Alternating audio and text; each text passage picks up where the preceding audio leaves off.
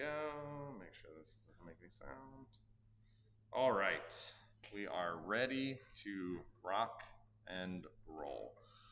But before we get started, housekeeping notes. No class next week. I'm out of town, so we'll cancel class. I'll make sure to remind people in Discord and stuff, but don't show up here. Nobody will be here.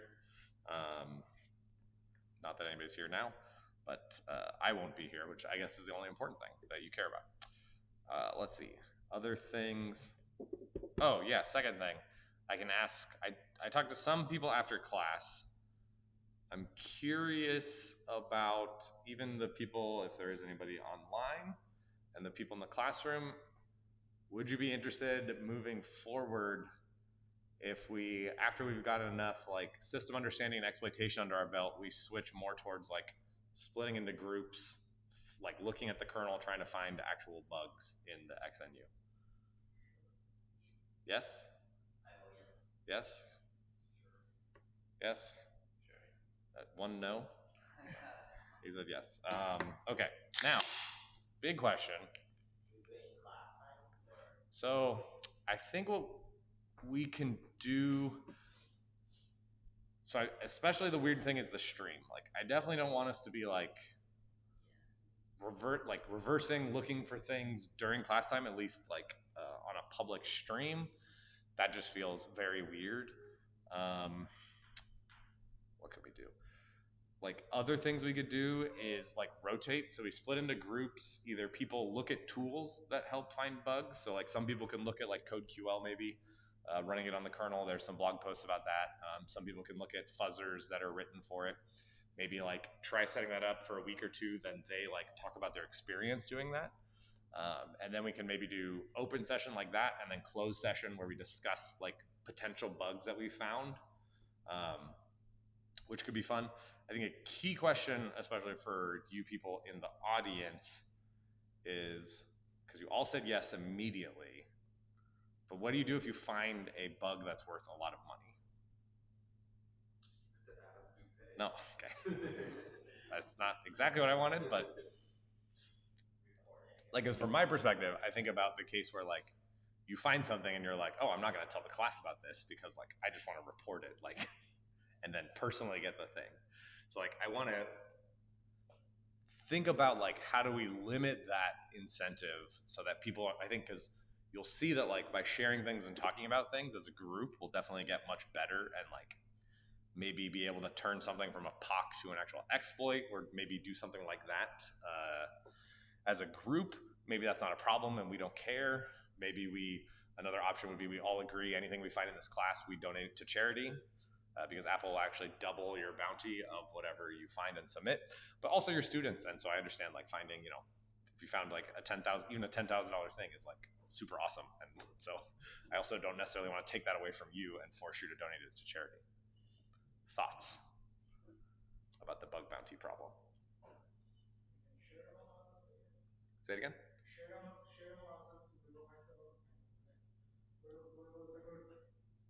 Share the bounty as a class? Ooh. See, that's where also it gets tricky, because how do you mechanically make that happen?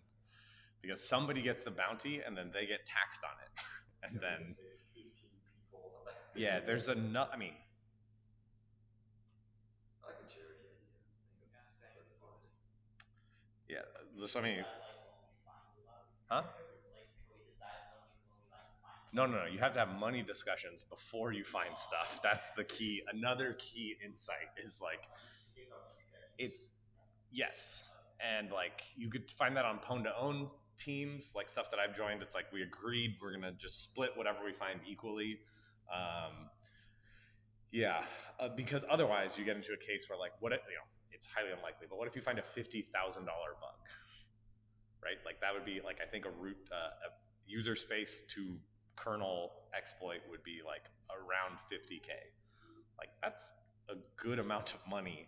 But then I don't want any of you to be in a weird situation of like, what do I do about this? Or like, because then that could cause weird things. And what if like you're on a team, you're the one who found it, but then your teammates start wanting halves or thirds of that. And then, if you don't talk about it beforehand, once the money comes, it becomes a big problem. So at least thinking about it, I think, is a way. Okay, let me mute it for 1 second.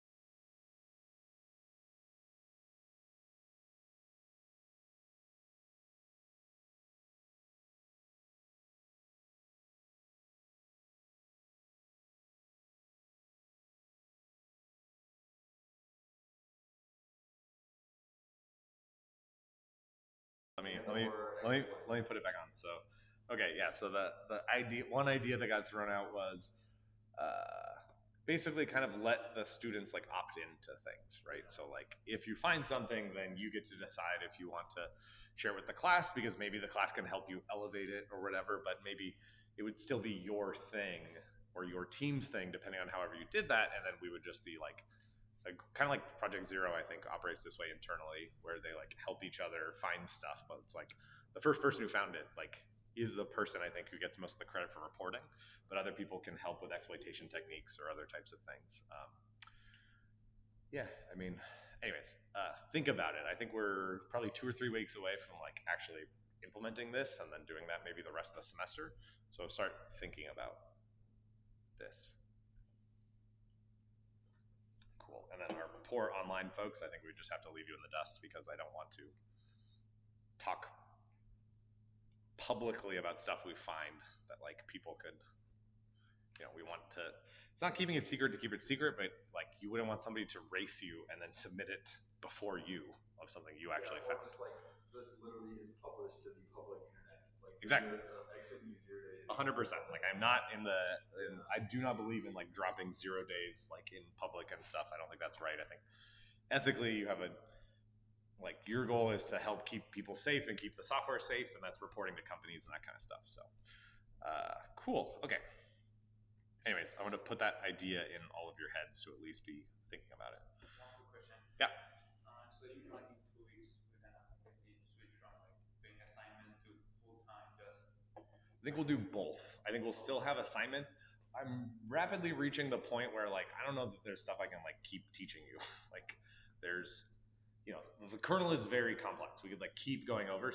There's all different aspects of it, but I think like of the interesting surface area, and at least we've started to like dive into the kernel. The goal is to like teach you these things, have assignments that will be, and I'll add to the assignments of different exploitations, and like the assignments will help you actually do exploitation, because one of the problems with this model of class of like the way this has been taught in the class without a target specific focus was find CVEs and stuff on your own, but it wasn't exploit the things. And so what happened is the students in the groups focused so much on finding a bug and reporting it that nobody did real world exploitation. So like I don't want people to leave this class and be like, just do bug finding. That's what I hope the assignments will do. At least like we will practice like actually exploiting the kernel, device drivers, learning pack. Basically like the things left are we're going to do device drivers today. We'll do like at some point, if I can ever get dtrace working, like a dtrace thing. We'll do like pack and ways to like bypass that, like what pack is, and then like ROP and that kind of stuff in the kernel. But there's not a ton beyond that. It's just like applying those techniques on the actual thing with a vulnerability that so the goal is create the assignment so that they test you of how to do that, like the use after free stuff, like having a kernel module where it's very easy talking to the module that it will do the use after free, but so that you don't have to find that, but you practice the exploitation. And then maybe by marrying those things, by finding the stuff individually or in groups, towards the end, we will marry those so that now we can actually find new stuff and pocket or do something.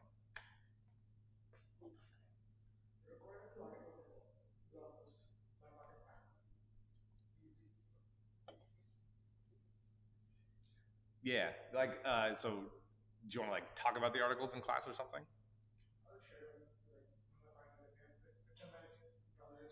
Yeah. Yeah, I mean, I'd be interested in that. One of the interesting things about this is the system changes over time and the exploits and stuff that you use and the techniques become not applicable anymore. But yeah, I think historical bugs would definitely be something super interesting to POC. We know exactly what the bug is. We can get that exact version and actually pocket, build the exploits ourselves. That's the part I want to focus on. But talking to some of the other students, I floated this idea of maybe it would be nice to start doing the class more seminar style, where we learn from each other more, and people could come up and be like, yeah, this is a weird behavior or bug, or this is how I was able to use get XNU and CodeQL so that I can then start doing static queries and these kind of things for bug finding. Otherwise, I don't know. At some point, I'm going to run out of stuff to talk about every week, and so we'll just have to. I don't know what we do. So I think this could help that. Cool. Okay. Talk about that.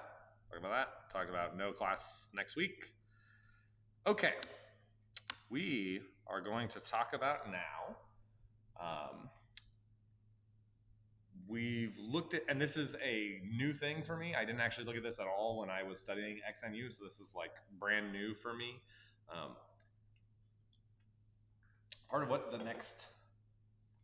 once I get kernel modules and kernel extensions working in the platform, then my first thing is reintroducing an old challenge. I think I mentioned before, it was a DEF CON 2018 challenge that one of the people on Order the Overflow wrote that was physically running on his laptop, and the teams were able to SSH into the system and exploit it. But if their exploit crashed the VM, which he had to manually reset, then they were banned from the challenge and could never access it again.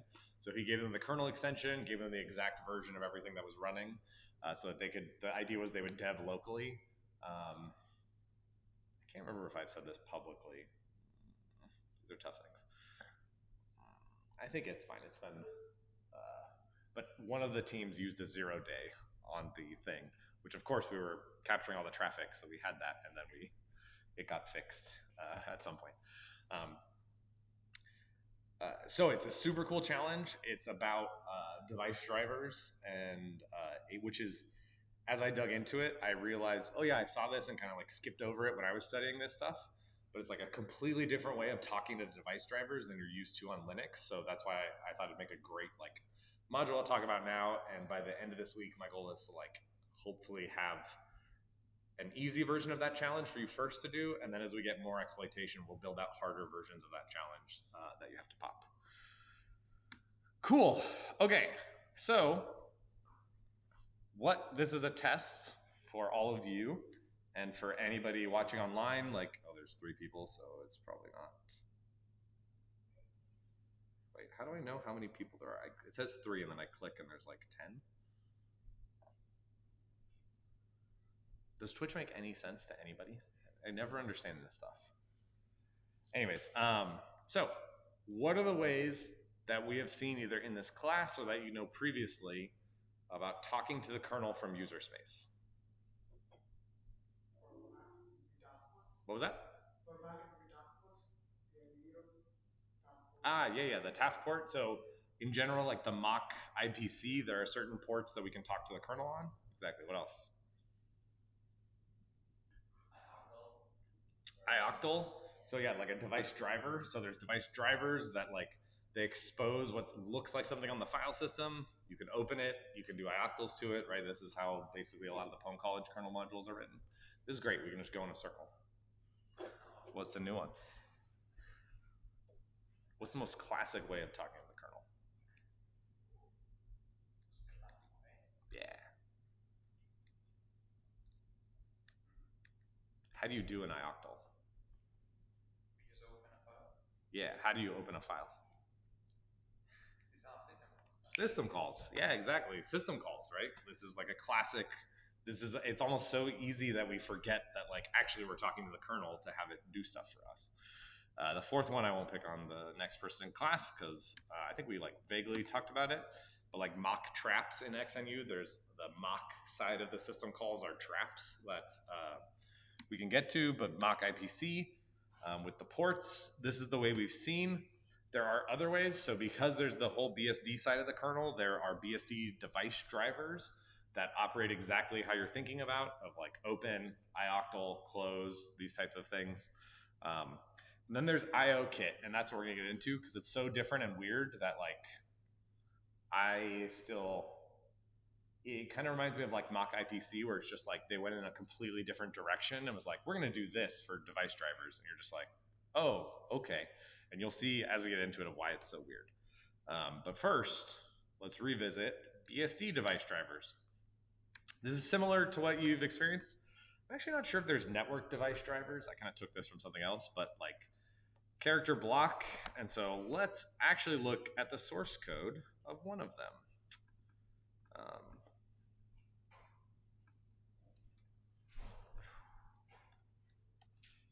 Hello. Okay, so this is, I think I mentioned this before, that Samba, the SMB like file sharing stuff is done in the kernel. This is not in, as you can see, not in the XNU, so it's not baked into the kernel, but this is a kernel extension that is also open source. So I think it's in here under kernel. I think it's SimFS, and I actually did pull it up earlier, kind of, dev. No, underscore dev, I think. Unless, of course, this has changed in the version that I looked at, which it looks like it has. Oh, net SMB, haha, net SMB. And then there's SMB underscore dev for device. And we can see in here, actually, if I remember correctly, this is a bonkers interface that this is actually done. I think there's originally a, let's look. Oh, let's make it bigger, and then let's look, la/dev sm. Yeah, so we can see this n smb0. So this is, and it's colored weird to indicate, I think this C means it's a character device that is here. And the permissions are readable, writable by everyone. And so if we see, if we see NSMB, let's look at this. It's kind of nuts. So actually, let's look at it in the code because I can't stand using this browser. Okay. And what was that? Okay, NSMB. Yeah, so and this is code that I've actually modified a little bit to, which is why there's my comments in there. My comments don't live in the XNU source code. But this was for, I could harness it and fuzz it. But the important thing, so let's look at this open no lock, and then let's look at this dev open. So we're tracing this. Yeah. So we can see here there's a static struct of this cdev character device. I don't know what SW stands for.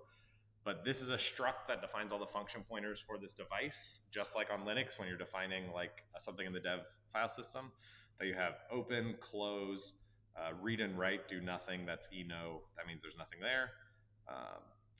NSMB dev ioctl, so this handles opens, closes, ioctals, and it looks like that's it. So those are the only types of things that it responds to. So we can go through this and see, okay, when we open the, oh, and then if we wanted to see where this device was constructed, we would see that it happens, yeah, in this dev NSMB dev load. One of the cool things is because this is all based on BSD stuff, you can read the BSD documentation for these things to understand everything in here. But this is saying we want to load the module. So first initialize things, initialize this thing, and then use this character device SW add, which when we look up this function sees that it adds it to the dev file system, and it shows up exactly like there as we saw of dev SB0 is where, oh yeah, here, NSMB0. So this is the devfs make node, which is making that thing in the kernel. Okay, cool. But what we care about is what happens on open. So I can show you this. This is actually exciting because I had to explain to people how weird this stuff is. So it's opening, and all the open thing does is if like there's some lock here or some global, and then dev open no lock. So we've already locked, get some credentials, and then it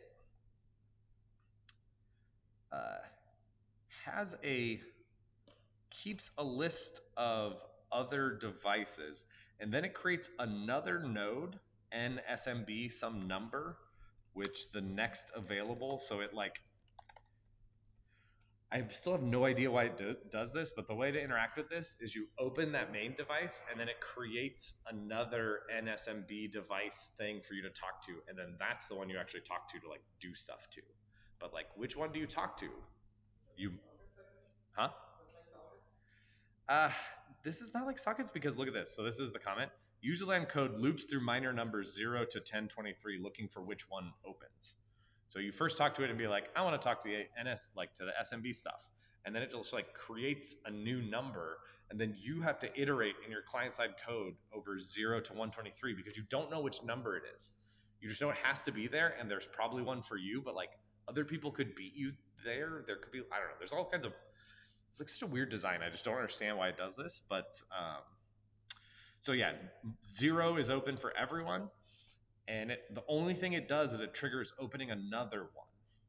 I think it may be to you. So like you're the only one with permissions on that new one. But it is super, super weird.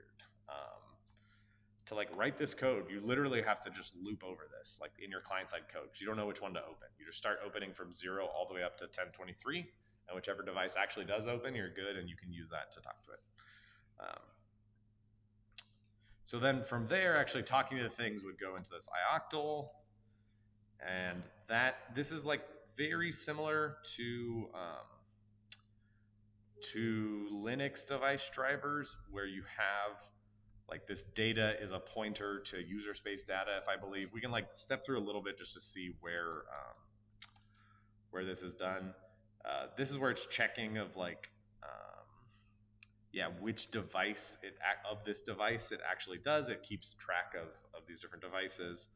And then, depending on what your command is for your ioctal, you can send different commands. It does different stuff. As you can see, there's like a ton of these different commands. And then it actually goes into real code. I think, oh, maybe I shouldn't scroll through there. I think I still have some bugs in here that I commented, but they're not in here. Anyways, so this is like normal Linux device drivers that you've seen. The other thing that, what happened here? Is another one that's like this is the TTY driver. So this is the thing that handles all your terminal and everything. So let's look at temp build XNU 12.5 because that's the one we're looking at. And this one is baked into the kernel.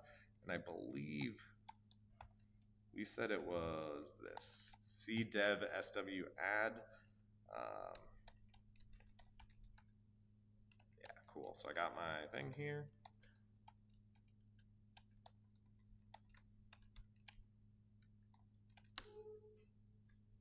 Cool. So this is kind of the way you could do this. Once you know the function, right, we can look for every device driver. This would be all the ones that get baked into the kernel. So we can see that there's some VF, like file system events thing.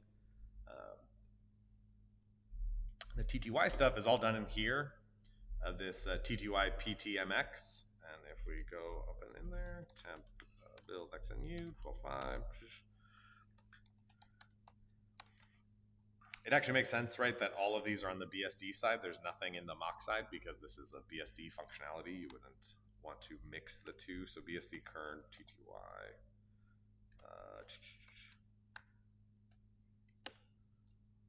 And we want CDev. Yeah, so there's actually like 2 device drivers. I also don't know why. But there's a PTMX and a PTSD driver. Each of them, like, why they are different, I have no idea. But I think the bug that my fuzzer found in here actually did use the 2 of them. I'd have to read my write-up again, but there was like a use after free that happened of like creating one on one and then doing another action on the other to the same object and it not actually being freed, or not the pointer to it not being cleared, and so that then you could use for other things. So anyways, yeah, we can see that there's all of this stuff. Oh yeah, you can see, oh that's right, there's the PTMX, which is the main one, and then there's this dev PTS that has 3 digits. I guess we can probably see this in there, BT star.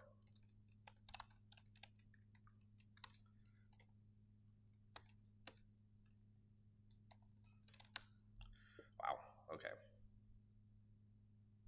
Wait, does it like actually create all of them? Okay, there's the PTMX, P2I, P0, P1, P2. I have absolutely no idea why it does this in this order. Who knows? Leave that for the reverse engineers. Okay. But this is just showing how the normal stuff you already know works. There are stuff like that in there. Oh, open, ioctl close, cool. But we're here for the cool new stuff, not for the lame old stuff that everyone already knows about. So we're specifically interested in IOKit. This is where Apple decided, I guess it's not Mac OS X or just OS X. I can't tell. I couldn't find the exact date that they released this in. I think it was early, like OS X was in like 2001. So it's been around for a long time.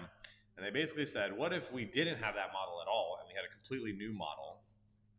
And specifically, they were like, shouldn't device drivers be object oriented? And you should think, how do you do object orientation in C? Right? Everyone's thinking that? No, not thinking that, because I just showed you structs of function pointers and stuff, so that's all you need for object orientation in C. They said, no, you need C++. So the device drivers are actually written in C++. So I think I tricked you by saying there was no C++ in the kernel. That was a lie. I didn't think we'd be looking at that stuff, but there is C++ in the kernel, specifically in IOKit, and it is a limited C++. There are no exceptions, no multiple inheritance, no templates, and no RTTI, the runtime type something information. I actually don't know what the second T is. They have their own way of doing this. I'm not going to get like super into this, although I guess maybe as reverse engineering, when you look at stuff, you will have to learn some of this. Because you'll be reverse engineering these device drivers. Cool. So, all right. So we should be able to find in the kernel. Look at that. There's just a handy dandy IOKit directory. And there, examples. I like examples. Generic interrupt controller. Cool. Maybe we can look at that in a second. Inside here, there is like, I guess the core probably IOKit stuff. Yeah, like header files for, there's definitely some stuff we're gonna look at in here. These are probably all of the different objects in IOKit is my guess. or yeah, what's going on?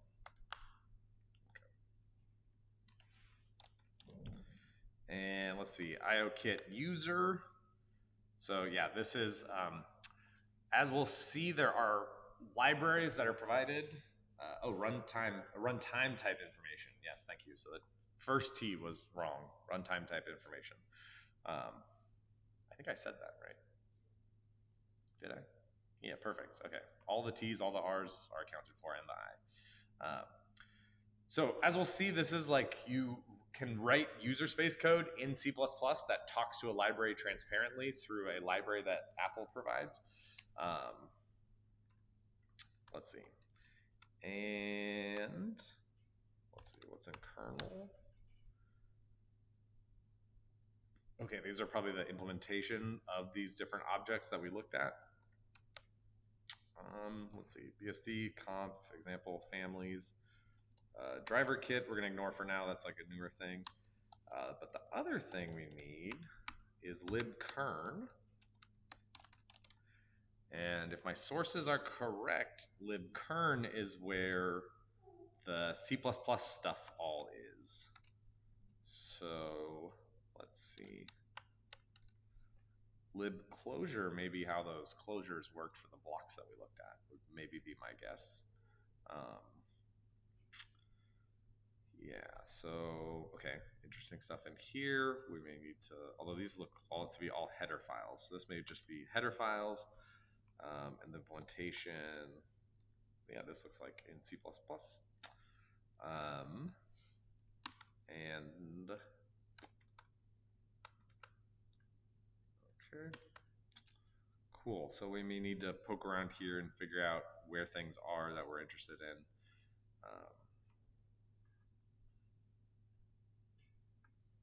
All right. Okay.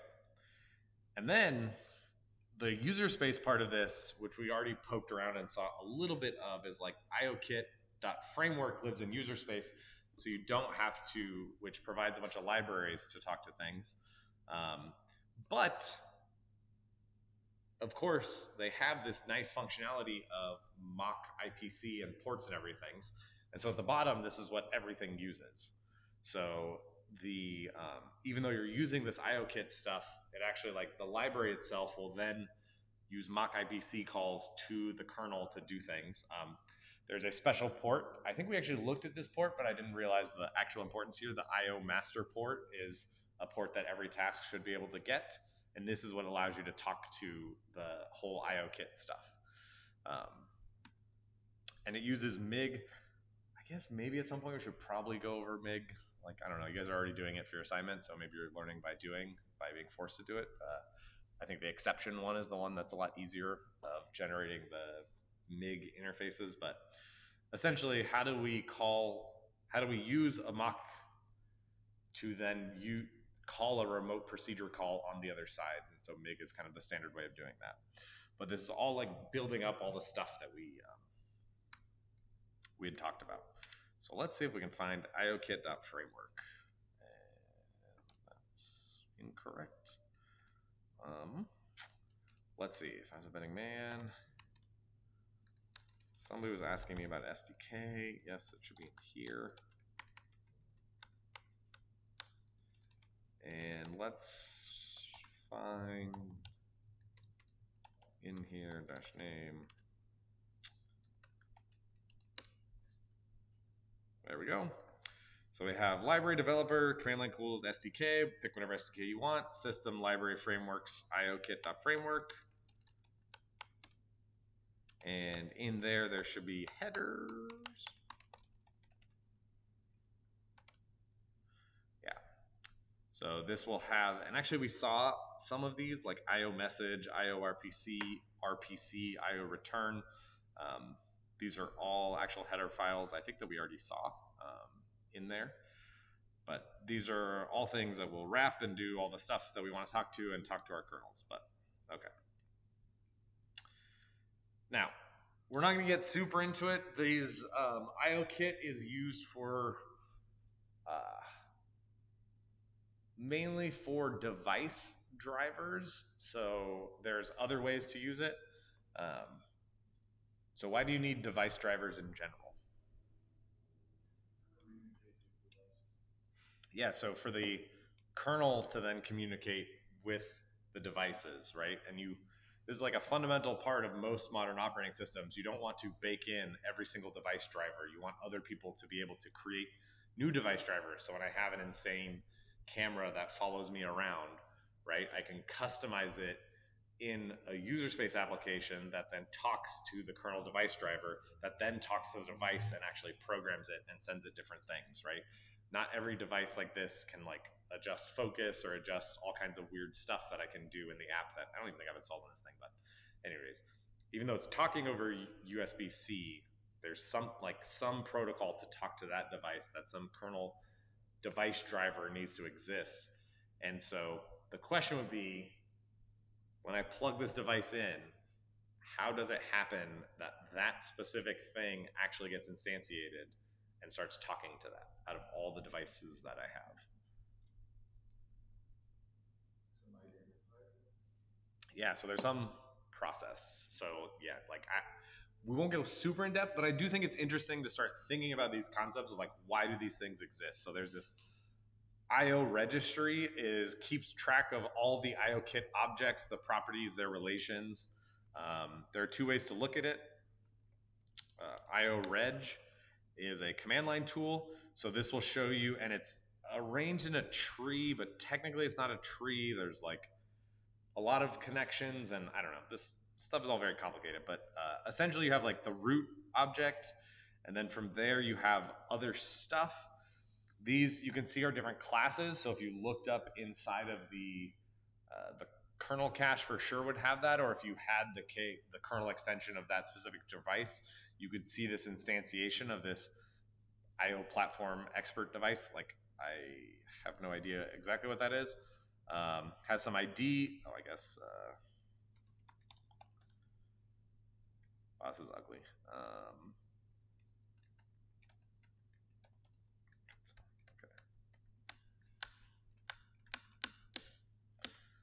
Okay.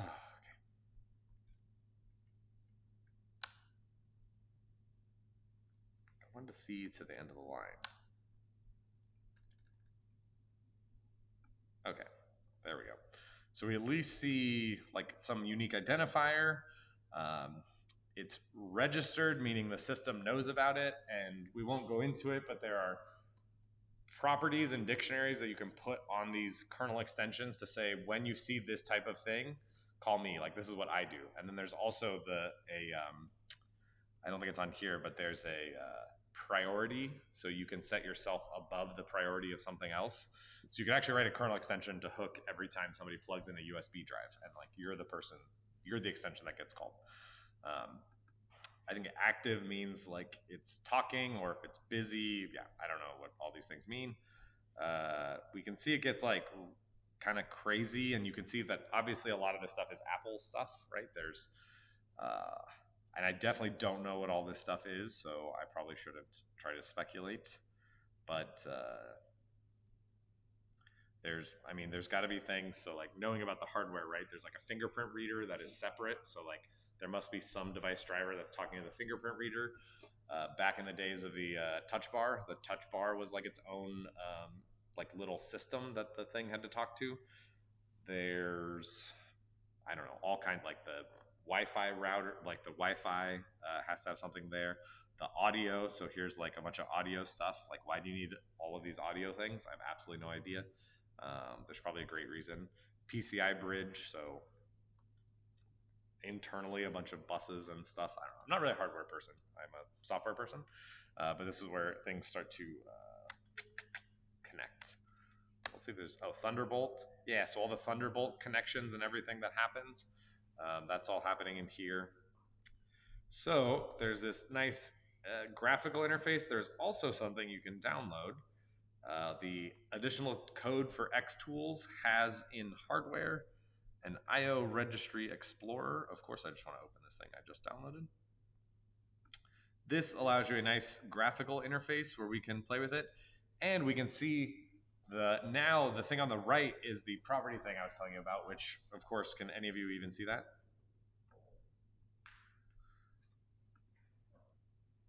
How in the world would I make this bigger for you to see? Any thoughts?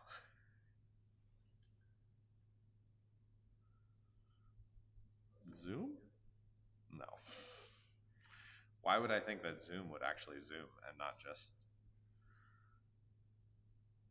Is there some way, like a keyboard shortcut to zoom in? I guess I don't have like accessibility installed. All right. Okay, just trust me, or if you're on the thing, ZMag or XMag, I don't know what that means online. Yeah, I think these are different ways of like slicing the data, so you can see everything that's like an IO USB device, IO power. Oh, I guess this power thing, like that makes sense of like charging and everything. But if we look at everything, so everything that's an IO service, I don't know what this dropdown is, but we can see, let's say, look at this. Well, okay, that's a lot. If we look at the root, we can see the version that this was built for, the OS build version, and I can't remember exactly which ones it uses. I think it may be, no, the registry planes is something different. Let's look at our Thunderbolt guy. No. Wow, okay, that's a lot of like weird data. Oh, EN1, I think that's my networking thing.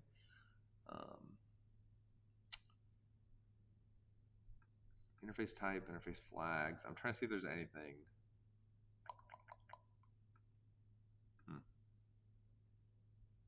All right. I don't know where exactly the things are. Controller interrupts. Oh, the microphone that we're currently using right now.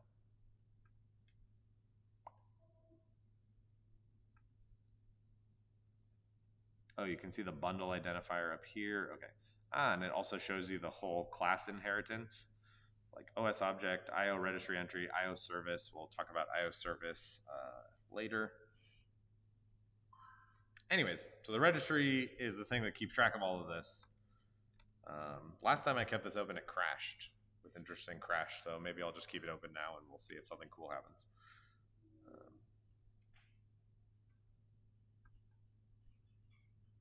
Okay. Yeah. What? Sorry, I thought that was a question. Okay.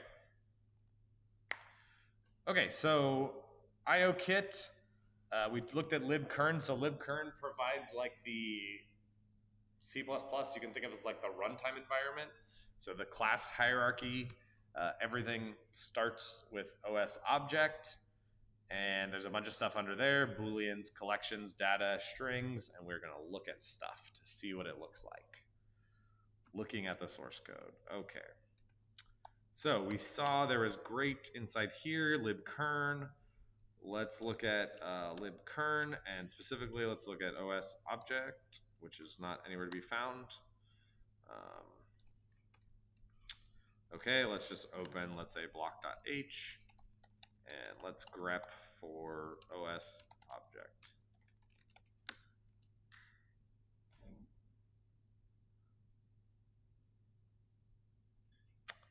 And it's gonna not find anything?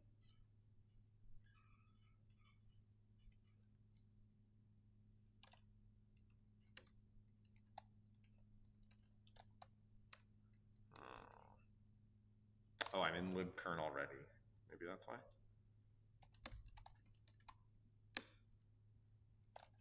But also, why is it taking forever? How big can this directory possibly be?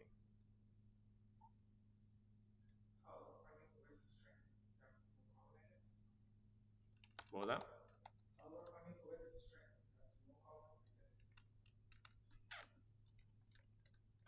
Oh wait, one of the, no, you see the problem? Yeah, so we're looking for an expression this, and because we didn't specify where to look, it's reading from standard input, so it's waiting forever. So we were looking for this.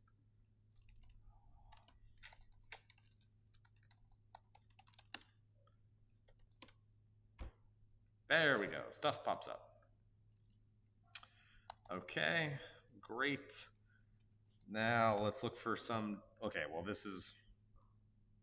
Okay, we've at least found it. It's in libcurn C++ OS object.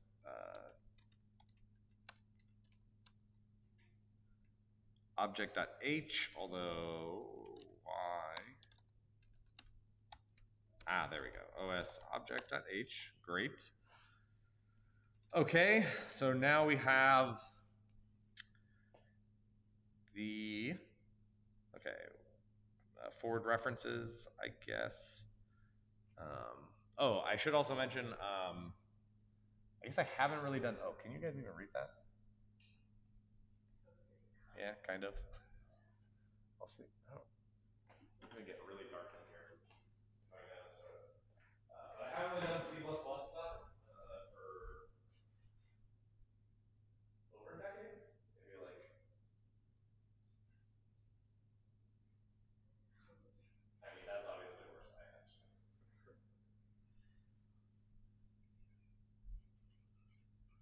It's exactly the same. Oh, okay. That's too much. This was good. That was good. Yeah. But you're all gonna go to sleep. But that's better, right? Yeah. Why didn't I ever touch these switches? This is insane. So like those are like the up lights. Can you see that? But they bounce too much, I guess. Oh wow! Look at that. Yeah, we go back to the colors. Okay. I did professionally write C++ code at one point, but it's been so long that I cannot remember all the intricacies of it, and I've never had to teach C++ code, so I never relearned it. So. Where did you write C++ professionally? Huh? Where did you write C++ professionally? Where's my face? Come back to me. It's like a sad robot. Oh. Yeah. Wait, you think the robot has forsaken me? Yeah. Am I C++ writing? I got a job, part-time gig in college writing. It was, I guess I can say everything. It's not any classified or anything, but I worked for AT&T Government Solutions, which is a company that they developed software for the government that AT&T bought, and so it was a giant C++. I think the customer was like JWAC or one of these wargaming like parts of the military, and they would, it was built on, it like embedded something with like Esri was the name of the thing. It's like this geospatial tool, so you can have maps and satellites and stuff, and you could put like nodes on there, and you could run simulations of things moving. And like one of the features I implemented was somebody gave me basically like a Excel table of cellular connectivity, like the algorithm of when a cell phone switches from one tower to the other based on the signal. And the idea was so you could do like analysis of it and do like network cuts. So you could decide of like, if I want this node in this scenario with this thing moving over here, what towers do I take out or what things do I cut? And there was like crazy Fortran code in there of like all these network cut algorithms and insanity, which I never had to touch, thank God. Yeah, Esri is definitely still a thing. It's like the biggest. So anyways, I definitely know the pain of like large C++ application. You're messing with the header file, and then you have to like hit compile and then wait 15, 20 minutes for it to compile and then get it again. But I definitely have not. Anyways, so I hope that answers your question. Modern languages are way better in almost all aspects. Okay, cool. So let's look at this. So the objects provide minimal functionality required of libcurn and IOKit C++ classes. It has runtime type information, so that way we can do it. Dynamic allocation, initialization, and reference counting. So this is like defined by the objects are built in there. If you want to find bugs, I would probably think about reference counting and see if there was a way you could write a static check of making sure that they're doing reference counting correctly of these objects that you can influence from user space. Basically, yeah, everything has to derive from OS object. There is this thing. It's actually, there's an abstract root class, OS meta class base. So I lied when I said that OS object is actually the root class. There's other classes. And okay, I don't want to let's not get into this. Let's see. Oh yeah, we don't support exceptions. So I guess this is all like custom stuff. If it can't use object constructors and destructors. Okay, cool. Reference counting. So we just saw that. This is actually super annoying, this format of whatever they're doing in here. I'm not sure what this is or if that like gets compiled the documentation.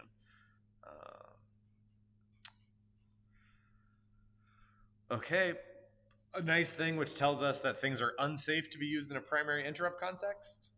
That's kind of cool. At least from the exploitation. So we didn't get into it yet, but we can, if you think of it conceptually, a device driver, if it's talking to a peripheral or something, may need to handle interrupts. So there's a way to register interrupt handlers. We're not going to go into it, but interesting to note that if you did that and then use some of these objects, that would be not the right thing to do before switching. Although I think probably by the time it gets to your device driver, it's already switched from an interrupt context, so maybe that's fine.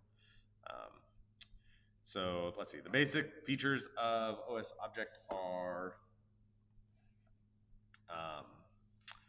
thread safe, so that's actually great.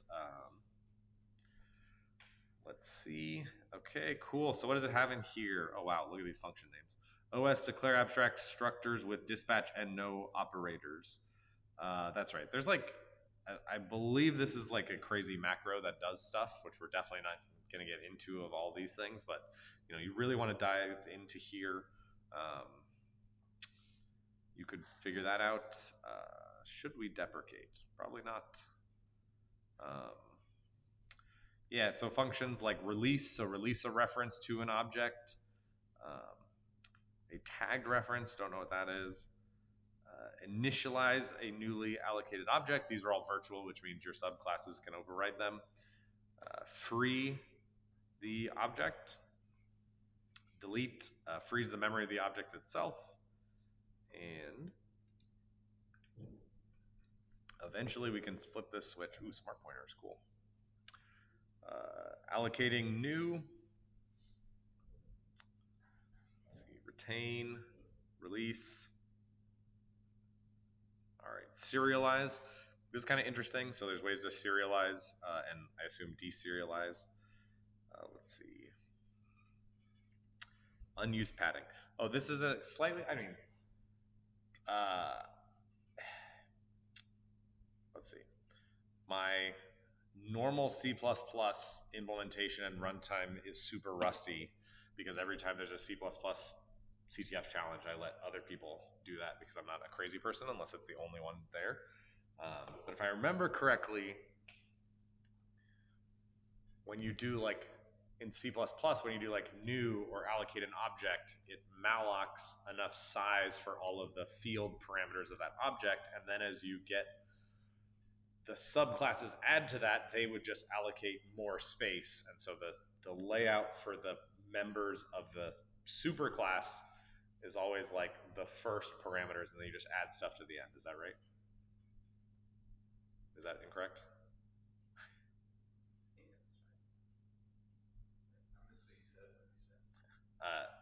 Pop quiz. How does memory allocation work for allocating objects in C++? Like with superclasses and subclasses. What do you mean memory allocation? Like you see it in the program, like when you're reversing, you see it as like a malloc, right? Or like even a new, right? It still has to allocate memory. It goes to malloc in the end. Right. Yeah. It allocates data for all of the member variables of the class. Right. And then for a superclass, those are in a certain order. And then subclasses have those same things, but allocate more because they use special stuff. Right. Yeah. And then, but the allocation sizes are different. Like if you just allocate a superclass, right? Like that would allocate these variables. But if you subclass it and add in member variables, the allocation would be larger. Right. Yeah. And then you would also have, you'd have where the V tables are to figure out where all the function pointers are that get changed depending on the type of the object, all that stuff.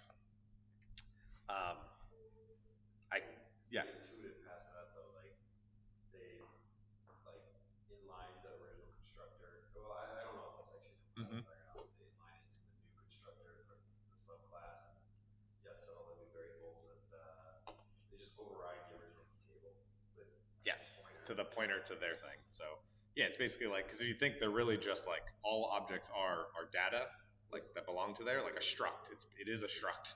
And then there is function pointers of when they call things, what functions to go to. Yeah, so it allocates space for the data, and then depending on the constructor, it calls the constructor to initialize the object of whatever those data things need to be. Apparently, that's why there's the but. I don't know exactly why, but in libkern, the sizes of the objects are the same or need to be the same. I don't know if it's need to be or are, but that's why there's this unused padding. They actually pad out the additional struct elements so that like all OS object things are like the same size. And like I still don't know why. I don't really want to get into why because it's probably not an interesting necessarily thing, but anyways, it came up because I saw the unused padding and it connected with stuff that the book talks about.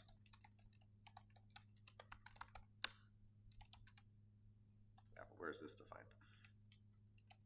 This would be in one of these. Probably, let's say, meta class.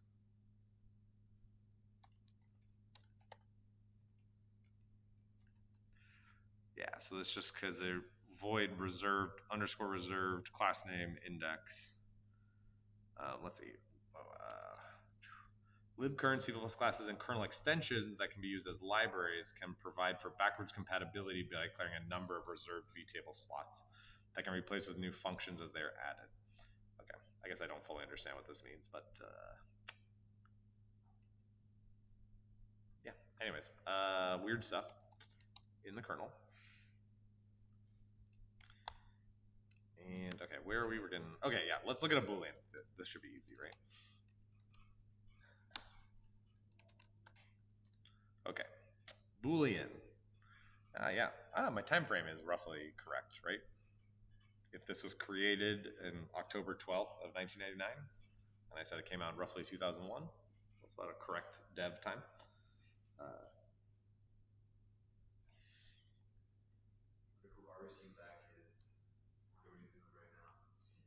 I don't know.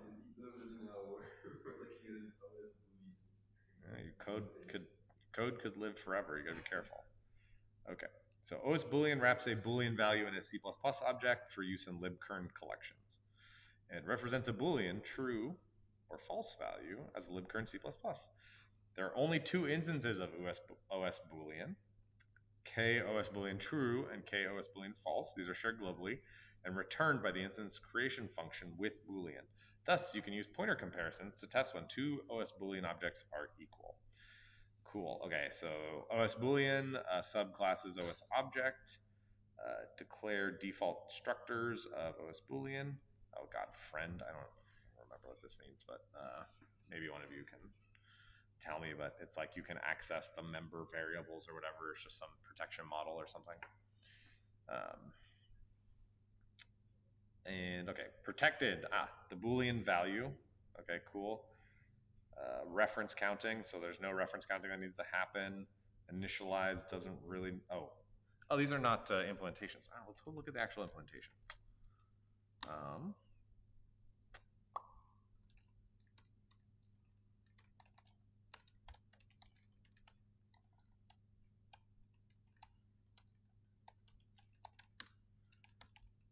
Okay.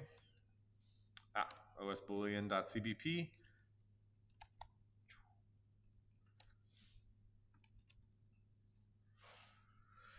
Okay. Nice. A pound defines super as OS object, so you can just use super all over the place instead of actually doing that. Static OS Boolean G, OS Boolean true, OS Boolean false. Setting k OS boolean true. Okay, so this is where we get the true and false. Initialize, so set that to be new. Okay. It's not initialized. Why don't you need that? Okay. Never want to free it. So mechanisms. Okay. So we never want to free it. These things don't do anything. Makes sense. So the main way you use this is to use this function with Boolean to take a bool and turn it into an OS bool, which is clearly just doing the same thing under the hood.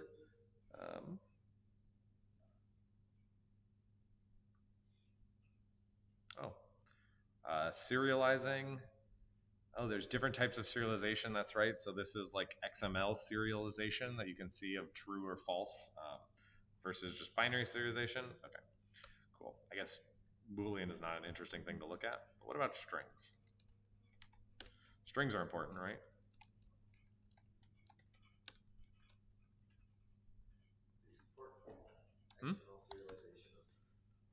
Here's our friend again. What was that? They support, this was 1997, but yeah. They support XML serialization of objects natively. Apparently. Let's see. So, not to be included, KOS string no copy. OS string wraps a C string in a C++ object for use in libcurn collections. OS string is a container class for managing arrays of characters. An OS string normally maintains its own character buffer and allows changes, but you can create an immutable OS string that references an external CS string buffer using the no copy creator function. Functions called to change the contents of an immutable OS string will fail. Encodings, no guarantees on encodings, which is how it should be. It's just bytes. Although it does assume that a string is a null terminated sequence of single byte characters. Interesting. I wonder if that means you can have null bytes in it or not. I wonder. Okay. Let's take a look at the object, max string length. So there's a max string length in the kernel, which I guess would make sense that you'd want that in the kernel. Some flags, a length. These are what? Both fit into an unsigned int. But that's only if you have this Apple kernel extension aligned containers. That's a weird, kind of an interesting, I guess maybe for memory constrained systems, if every string has an additional 32 bits, that's a lot, but I don't, like another unsigned int.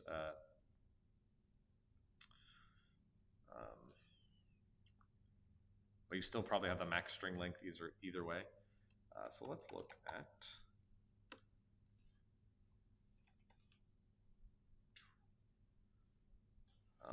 let's just look where length is used. So init with C string. So we're given a C string. We want to return an OS string object, or sorry, we're going to create this object by initializing it with that and returning a bool. If not C string or this, return false. The new length. So we're going to call stir n length on that with a maximum, get the new length. If it's greater than or equal to that, return false. So this gets rid of the fact if the string is exactly the length, it would do that. The question is, doesn't work with UTF-8. Doesn't look like it. I guess in the kernel, you can just mandate that all strings are going to be not UTF-8. Let's see.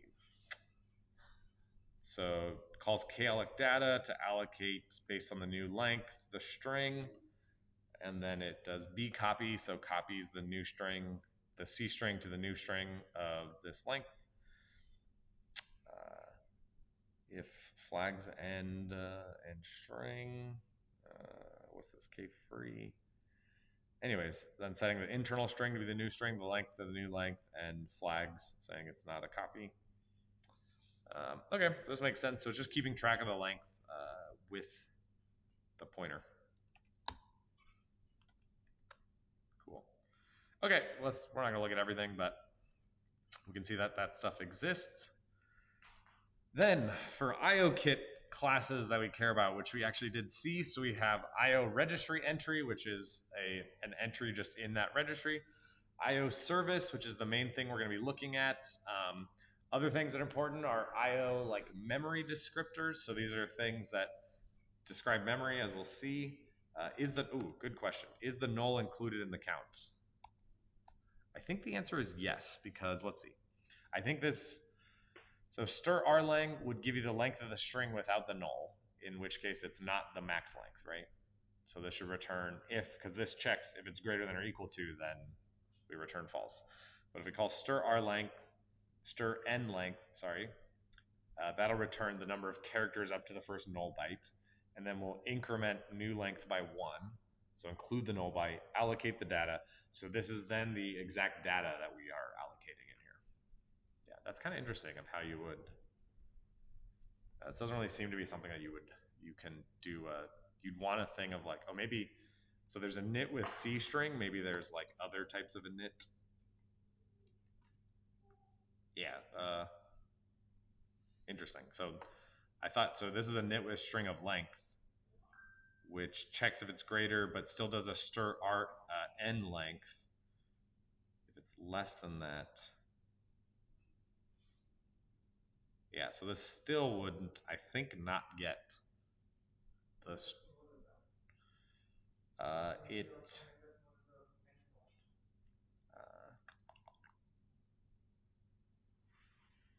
see.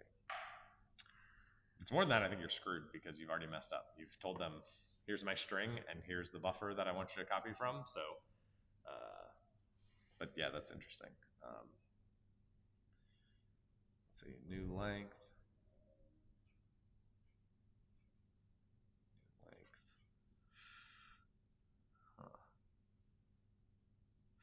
Yeah, at least you know, at least when you're doing this, you would know.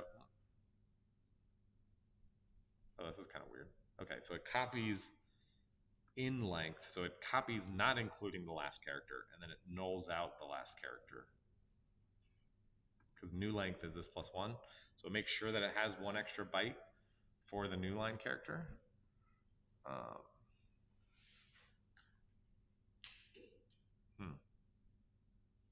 Yeah, because fundamentally, I mean, if you're writing this function and you're telling me, here's a character pointer of a string and here's the length, then I kind of have to trust you that, like, you didn't give me too much. Because how would I know, right? Like, you're the one who's telling me how big this string is. But let's see. I mean, maybe there's just a init with data. Is there, like... maybe not. Yeah, I don't know how to get UTF-8 in there. That's interesting. Okay, so back to the IOKit classes. So we have service, memory descriptor, and memory cursor. These are different ways of dealing with memory. IO work loop, which allows you to like define a thread safe work queue for your thing. Commands to send to different peripherals. We're not gonna get into all of these. And then the IO service is the driver itself. So this is like the actual code that gets loaded. This I did take from the book. I tried my best. It's like actually very difficult to take a good picture of this without the backside bleeding through. But so basically you can kind of like walk through this with a device driver. So you first init, attach, probe, detach.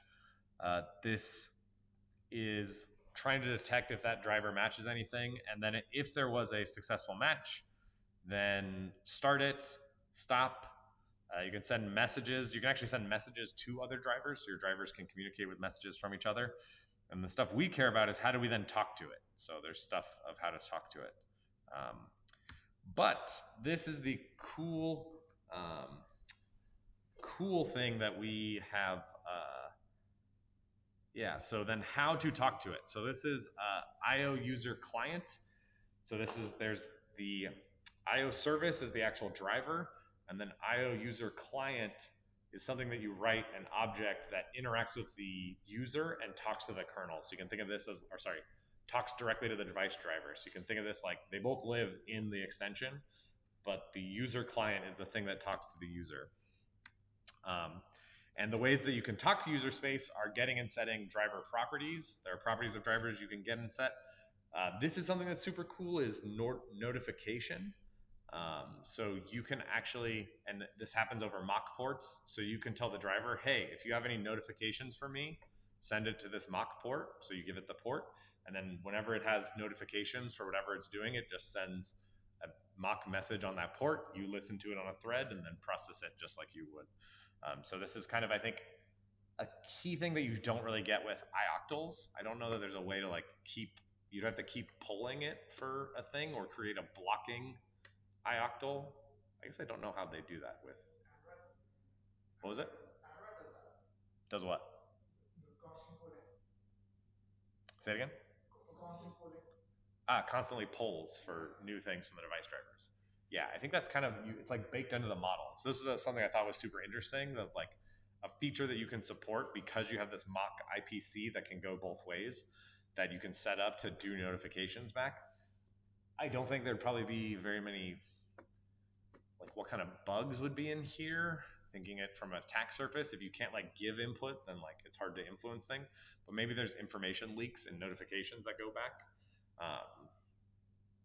And we didn't get into it, but stuff can check that, like each of the device drivers or the IO user space can check the entitlements to see if you can talk to it or not. But it can also, you can also do mapped memory. So you can, and somebody's mentioning this in the chat. So yes, there's a way to like map memory between the user space and the IO user client so that you could do very fast communication between that way. You can also do external traps, so you can do mock traps that go to this device driver,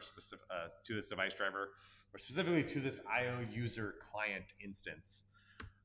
And you can then call external methods, which is a cool thing. So,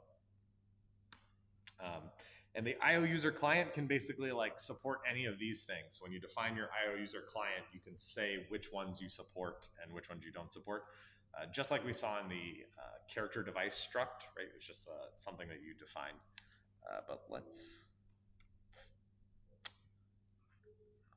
do I have a good example of this? It's a great question. Let's look. I have a good grep going.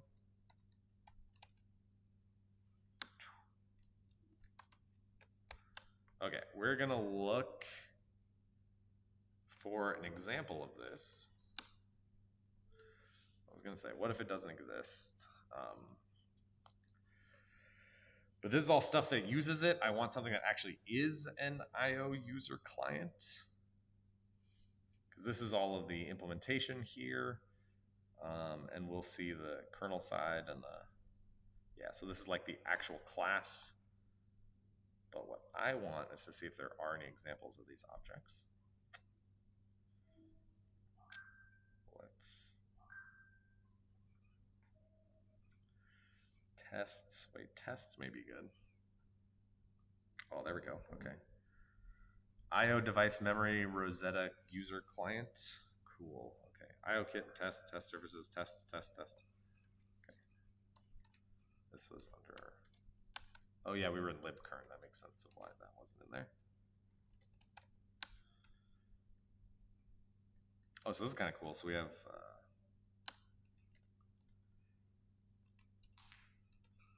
This is just an IO.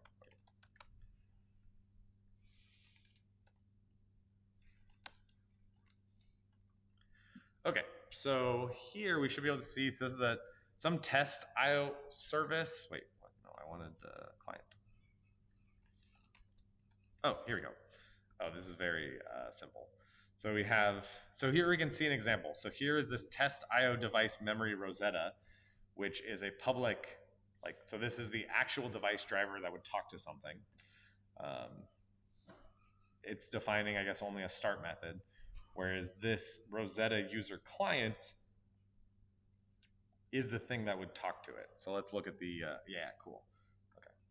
And I think it only is doing the external method.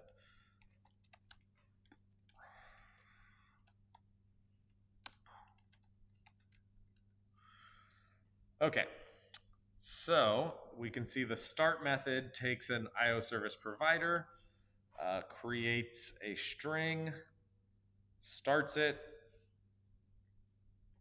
and then I guess That's it. Oh, that sets a property. So here it is setting a property of the device driver probably, and then registering the service. And then, okay, cool. So here's the external method. So this is going to get kind of crazy. But first, let's look at this because we'll get there in a second.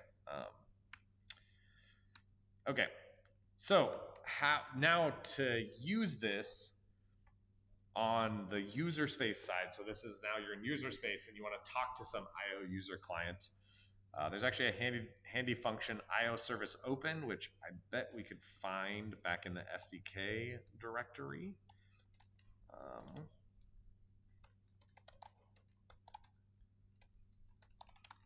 Let's see. Yep. Oh, it's just right there. Okay, so let's see. Did I have anything that was in the... No, because we're in the thing here. Okay. Library developers, command line tools, SDKs 14.4,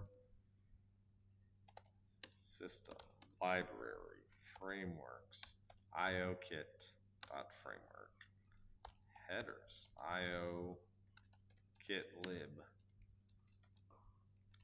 Cool, okay. So we're in here, so we can see IO. All right, so we have functions like IO service open. So a request to create a connection to an IO service, a non-kernel client may request a connection to be opened via the IO service library, IO service open library function, which will call new user client in the kernel. The rules and capabilities of user level clients are family dependent. The default IO service implementation returns KIO return unsupported. So this means like you have to specify that you want to talk to people because the default is to not talk to you.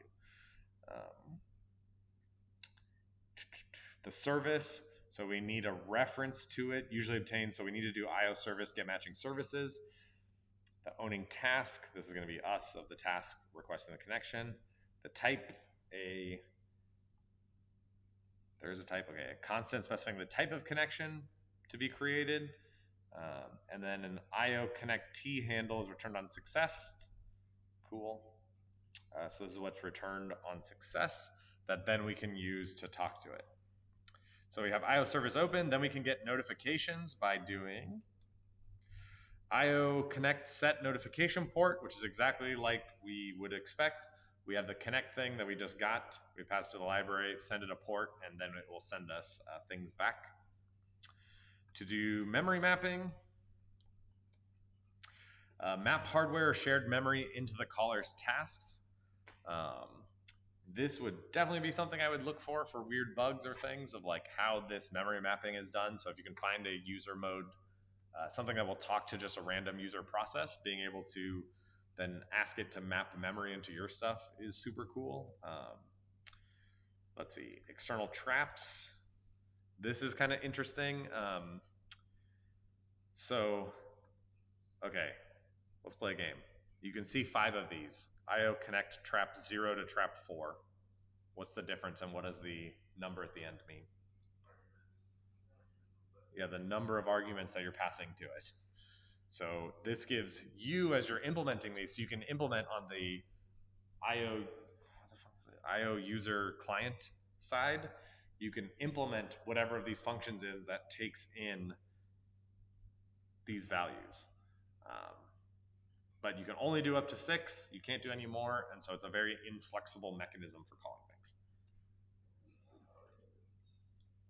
Yeah, let's see. Does it count the index? 1, 2, 3, 4, 5, 6. It does not. I can't remember what index is for. We should maybe look at that. Oh, huh? Yeah, let's not. Yeah. We could, but we'll choose not to today. And then the external methods, so IO connect call method, or can you just call this external method? No, that's what eventually gets called. So this you can see how complicated this is. You have to specify for each one if it's an input parameter, an output parameter, an input-output parameter. So the connection, a selector, which we'll talk about, a pointer to input, a number of input, a pointer to structs, the number of structs, outputs, and output count, and output struct and output struct count. You can also call it async, but like who cares about those differences? And then you can close. Okay. So we're going to focus on external methods because they are pretty cool.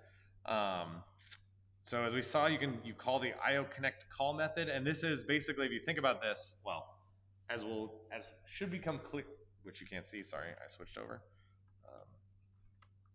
Which will become clear. This allows you much more flexibility in what you're doing than like just 6 argument trap calls, because you're fundamentally limited by the number of arguments you can send, these kinds of things. So you can specify, this is why you have to define when you're using external methods, the number of arguments that you expect, the direction of arguments, if they're input arguments, output arguments, and the type. So actually this last one is incorrect.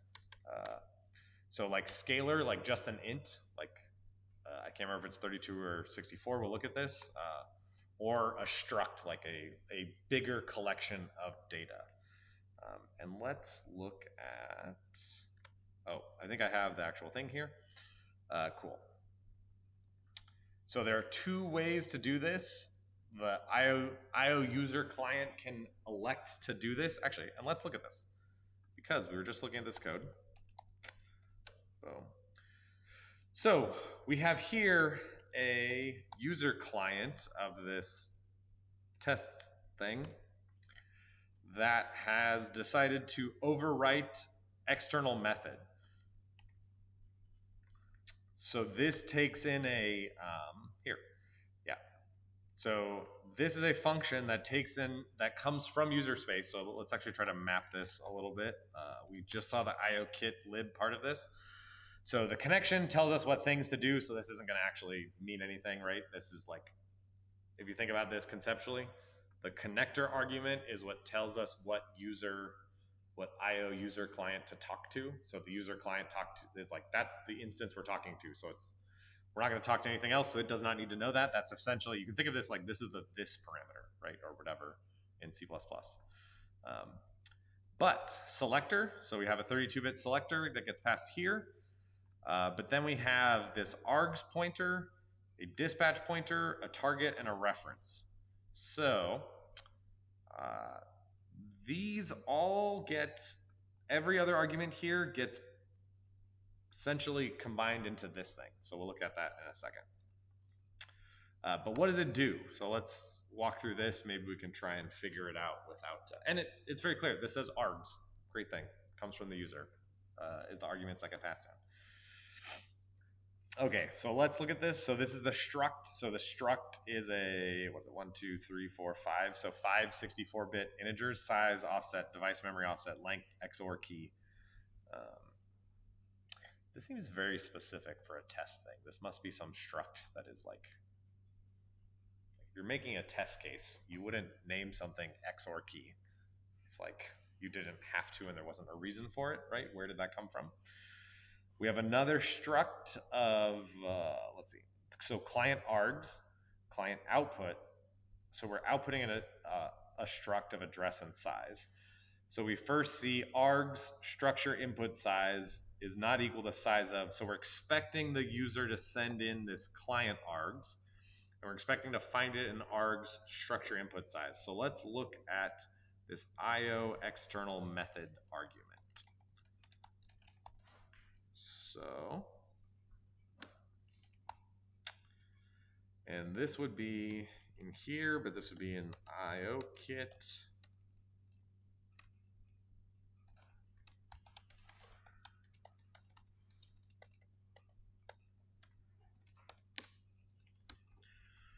Okay, so let's look for the .h file. There should be, actually, I don't know why I didn't look for it, but there should be, like, wait,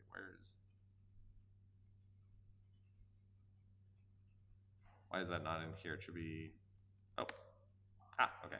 It's in IO user client.h, okay. So IO external method arguments is a struct that has a version, a selector, which we already saw. It's kind of weird that the selector is there. I wonder if they're the same. They should be the same. I wonder if we have a, nope.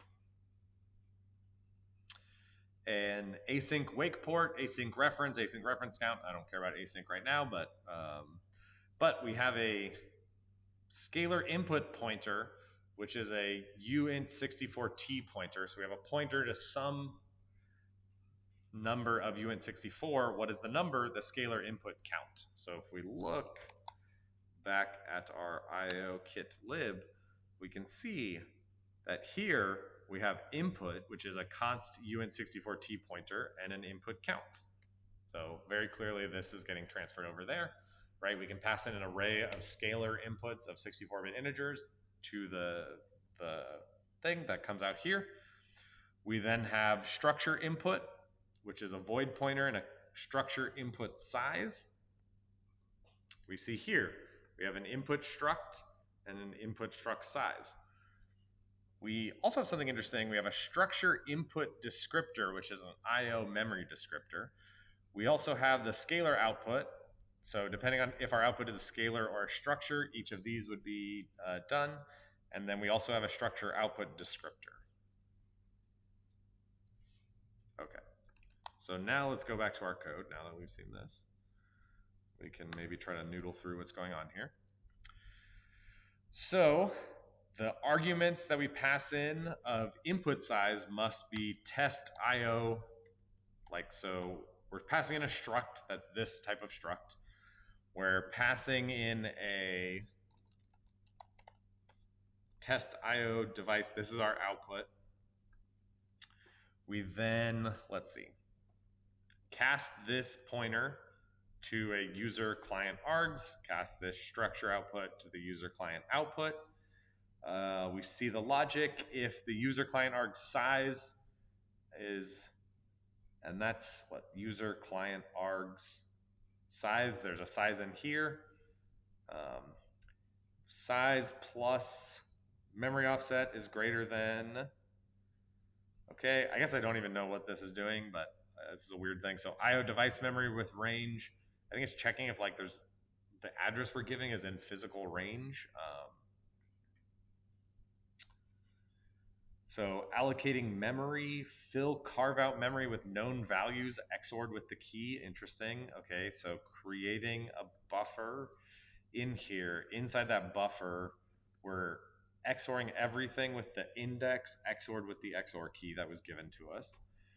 And then map the memory descriptor. So then we map that memory that we just created into the task. And then we send that back, the address and the size. And then we IOKit make send write. So then we create a send write of IK. Well, that's weird. Okay. Huh. Okay, so this is a crazy thing. I have no idea. Like, I don't know what this is testing or what bug they triggered to then create this test. But we can see device usage based on this thing, right? Okay. Yeah. Apparently another way you can do it is overriding this get target and method for index. I guess this one didn't have any different, like it's not using this selector to select different functions. Let's look at, so we, where was, yeah, IO user client. So we're in IOKit.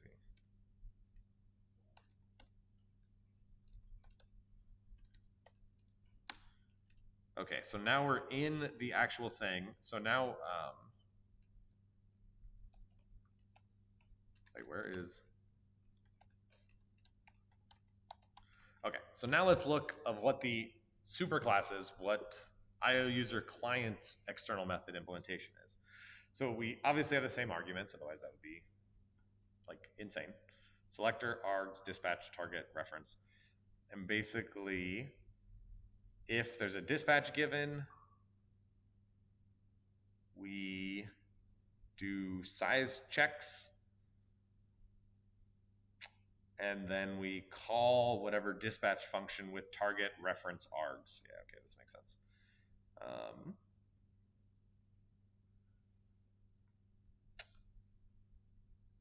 And okay, other stuff in here.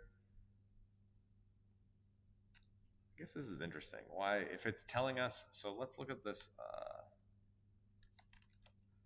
IO external method dispatch.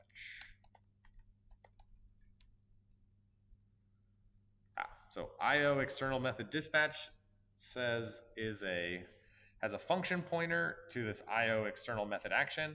We have a scalar input count, structure input count, scalar output count, structure output size count. So this is where we specify what like the type signature of our functions are that we want somebody to be able to call us.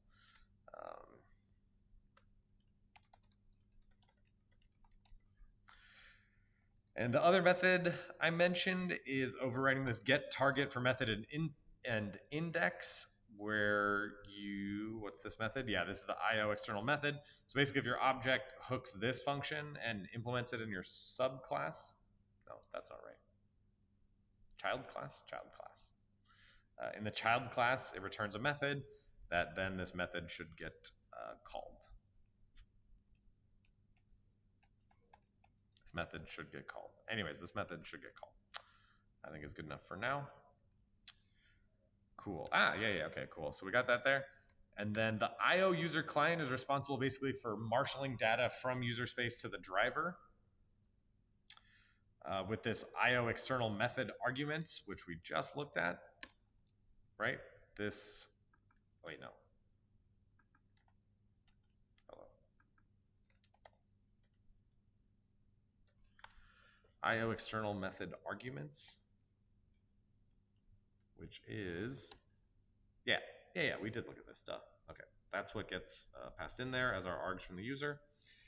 Now, okay, the crazy thing we're finally getting to, I don't know why this is like this, but okay, we saw scalar input, very easy, direct from the user's scalar input count. We also saw structured input and structure input size, except we have this structure input descriptor that gets passed in. What does the term descriptor remind you of something you've seen? What is it? No, in the kernel. XNU stuff. No. Yeah, what? Not file stuff. Port stuff. Who's on the port stuff?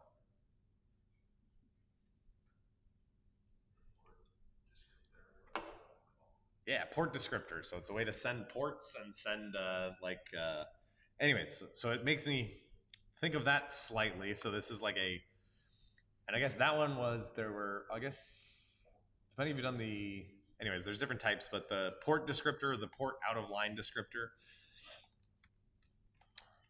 So we're going to look at what this difference is and why this exists. So let's look at, and this is the big thing we're going to do. We're going to figure out why in the world there are two different ones, because you already have a place for input here, right? You can say this is the structure input and the size, and yet there's some other way to describe the structure. But if we look back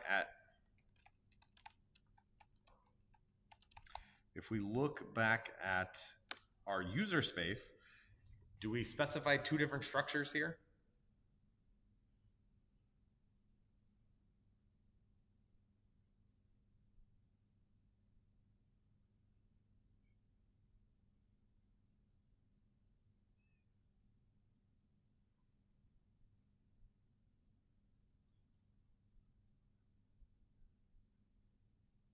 How many structures can we send?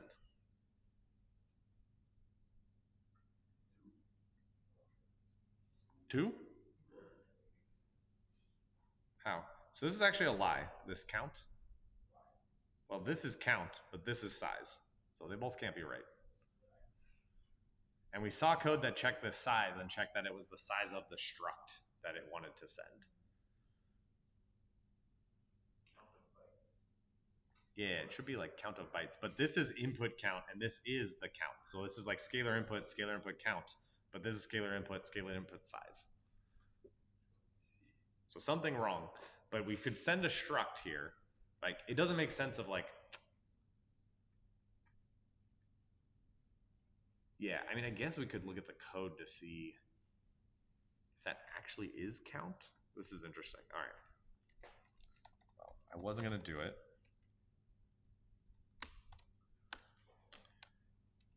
Oh, I don't know if I have this code though. Well, let's check. Okay.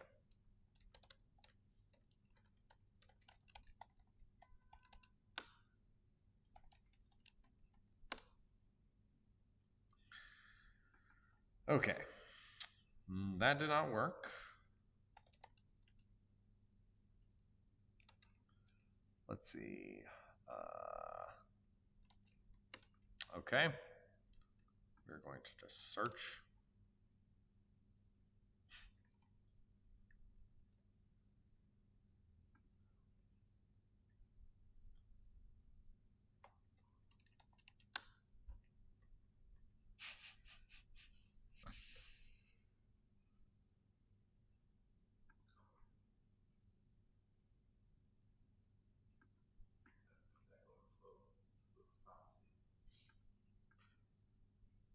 Also, this racing for everyone. Descriptor provides time of check, time of use.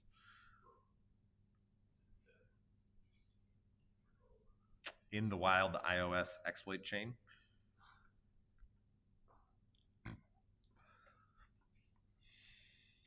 Okay, this is just the documentation for this. That actually has no documentation. And I thought all of IOKit was open source, so this should be like very trivial to find.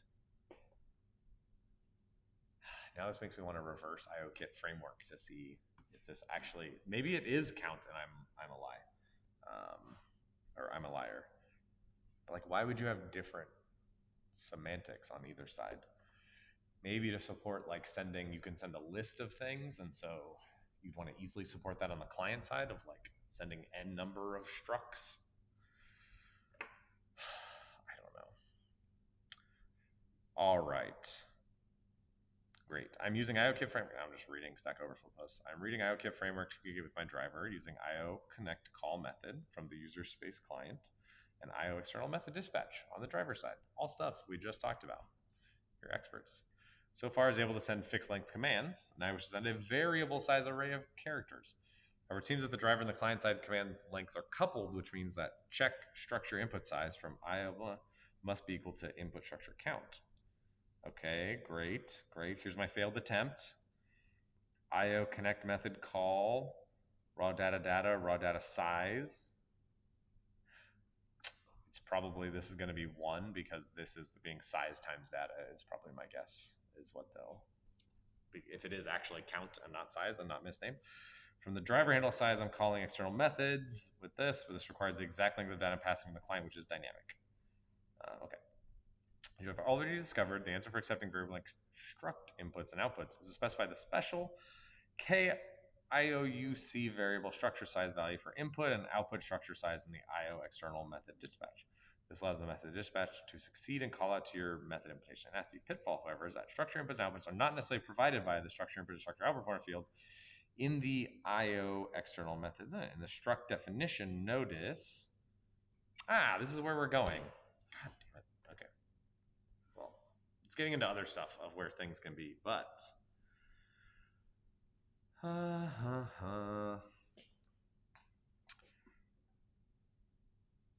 okay.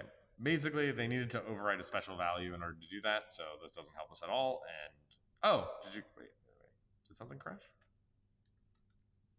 I thought I saw something change. Okay. All right.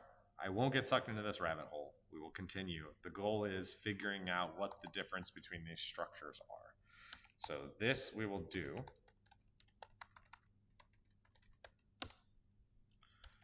Cool.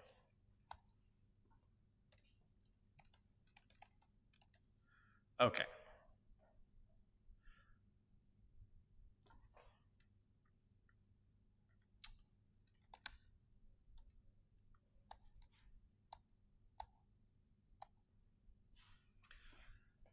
Okay, what's this IO user server?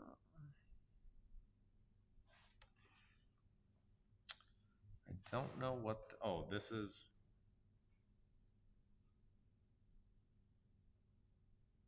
Okay. Well, it's clearly being said here, so let's start here and work backwards, right? This is the thing we want to know. Okay, so this is, if we go back to figure out where we are, oh great, we're just in a function call.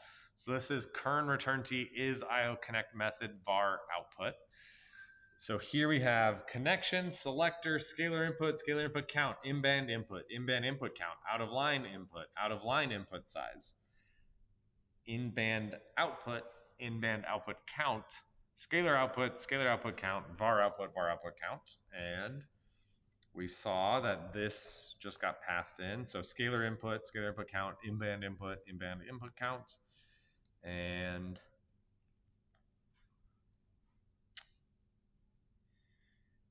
use, let's see, where we wanted the structure descriptor is input MD.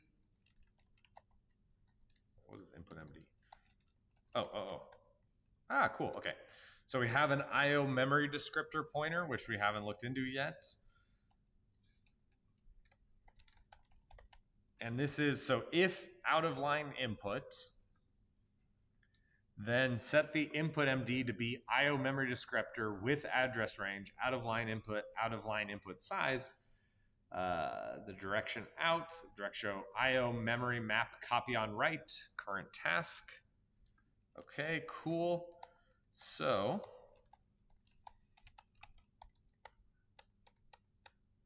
okay, we're starting to get some of this. So there's some, this function gets called with some type of out of line input and out of line input size, and there's a check that out of line input size is less than IO struct in-band T. I wonder what that looks like.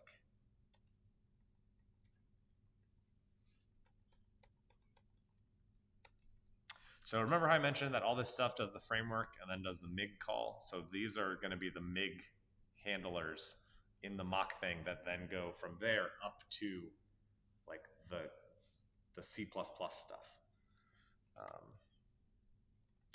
But I want to know where this is defined because I want to know the size of this. Although, as I told you, I can just ask the kernel.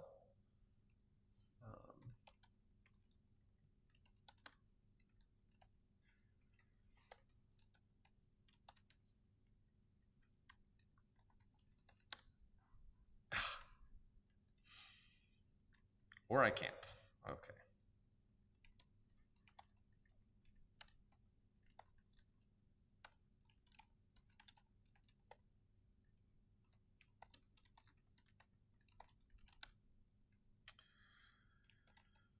Okay, there's got to be something here.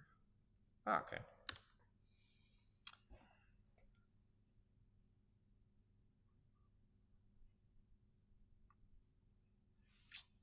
So this is what, type defing as a car 4096, this IO struct in-band T. Is that right? Am I reading that correctly? Are you guys reading that? So IO struct in-band T is just a car 4096 buffer. Okay, so, and we were, yeah, no, not there yet, but we were in,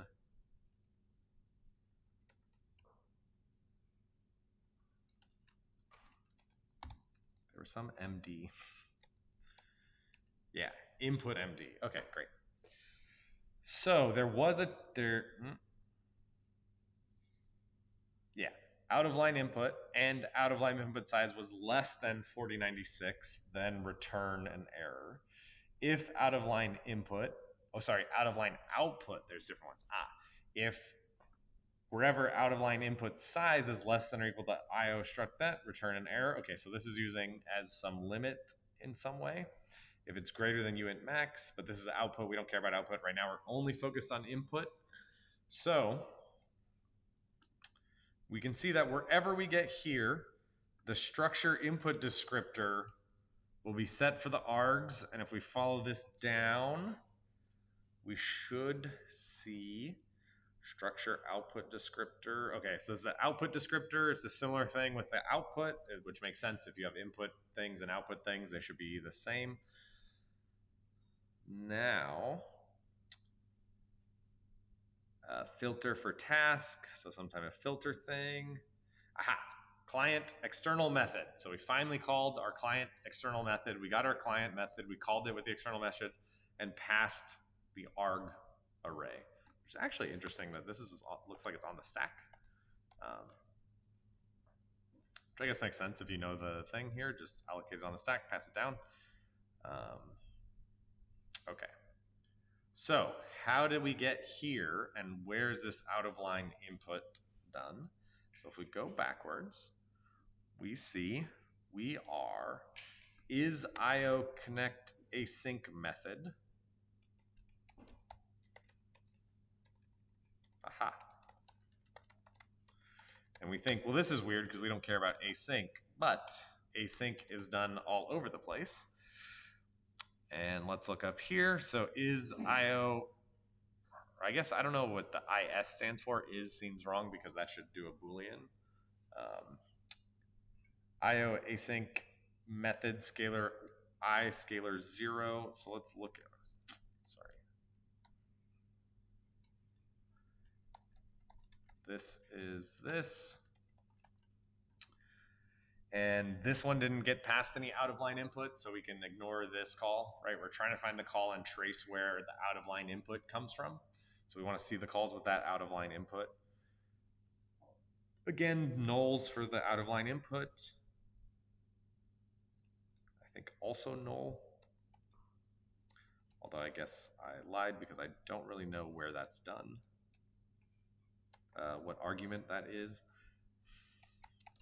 Okay, this is going to be a bit crazy, but 1, 2, 3, 4, 5, 6, 7, 8, and 9.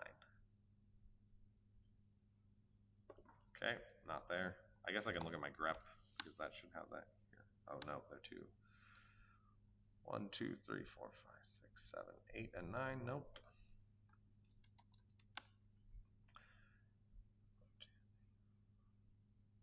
Nope. I guess I could look at after the input and input count since those should always be there. Aha. Input struct count. Cool. So this is IO async method scalar, I think that's 1, or scalar I, scalar structure I.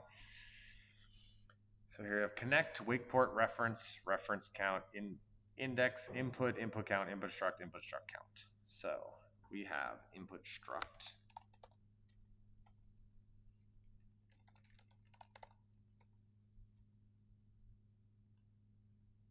I'm beginning to think this is not correct.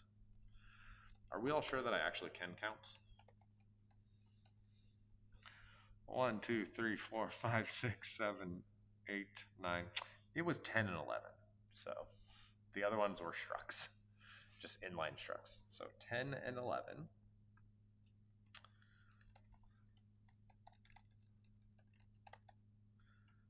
All right, so 2 after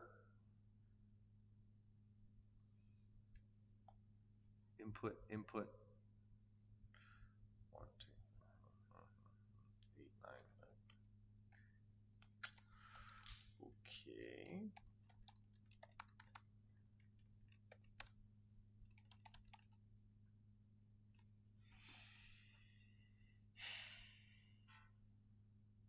Huh.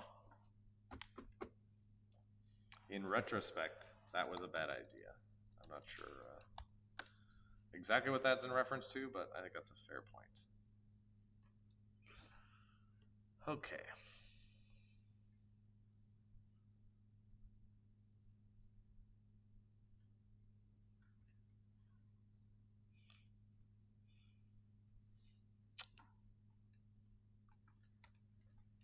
So these are the only, okay.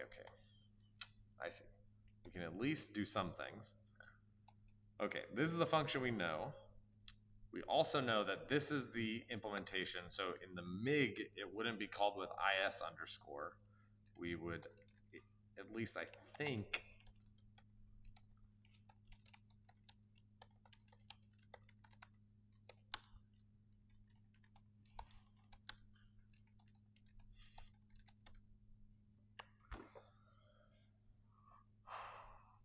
Okay, that failed too.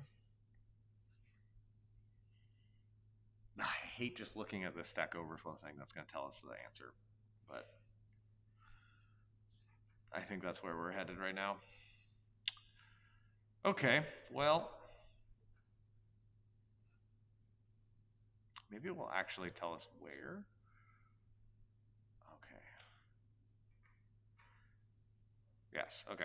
Depending on the actual size of the struct, the memory region might be referenced by structure input or structure input descriptor, similarly with the output. The crossover point has typically been 2 memory pages or twice that. Why would you do this? Yeah, but why? So you're implementing this, you're Apple. They don't make crazy decisions. So you think about it, your user space code, you're passing in a struct that's larger than 2 pages to the user, like the kernel object.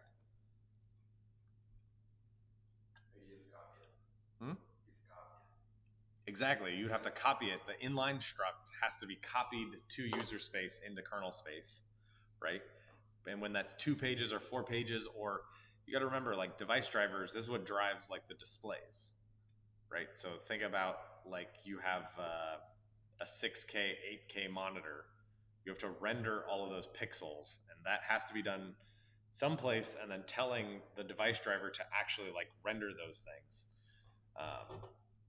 So you wouldn't want to have to copy every frame from user space into kernel, and you can think of other situations where that would be the case. So it's a very clear performance reason, and it's done automatically by somewhere, which is going to drive me insane. I'll probably not let us just keep digging until we find this thing. Maybe somebody will find it and post it in the Slack channel or Discord channel. But this totally makes sense, right? And so the interesting thing is, as the device driver, you have to be then prepared for each of these. So let's look at this IO memory descriptor. And we can even start from here. So let's say we don't know what this input MD is going to be. So, sorry, we don't necessarily know how we got here. But let's say we did get here. Somebody has created, and this is where I don't know whether it's done in user space or in the kernel. Because if it's user space, you could like, I think that's why there's this check in here, right? That like, this to me, this check to me indicates that like it's done in user space, but then the kernel needs to act defensively and says that if you only do, because this IO struct in band T was 4096, which is 1 page.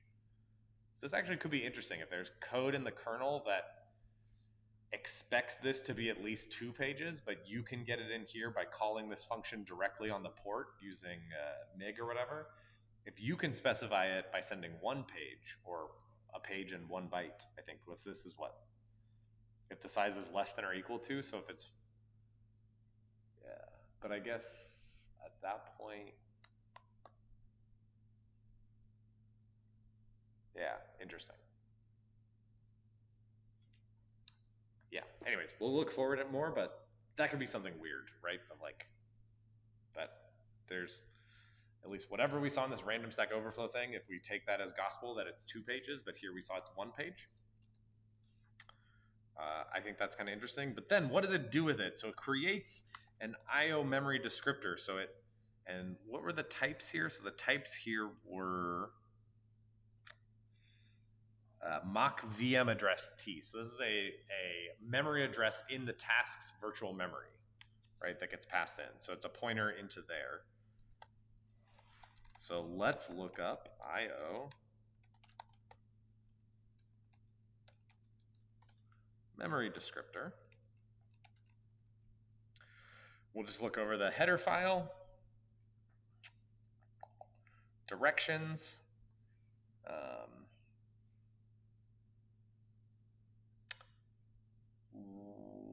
why do you need a direction out in and a direction in out?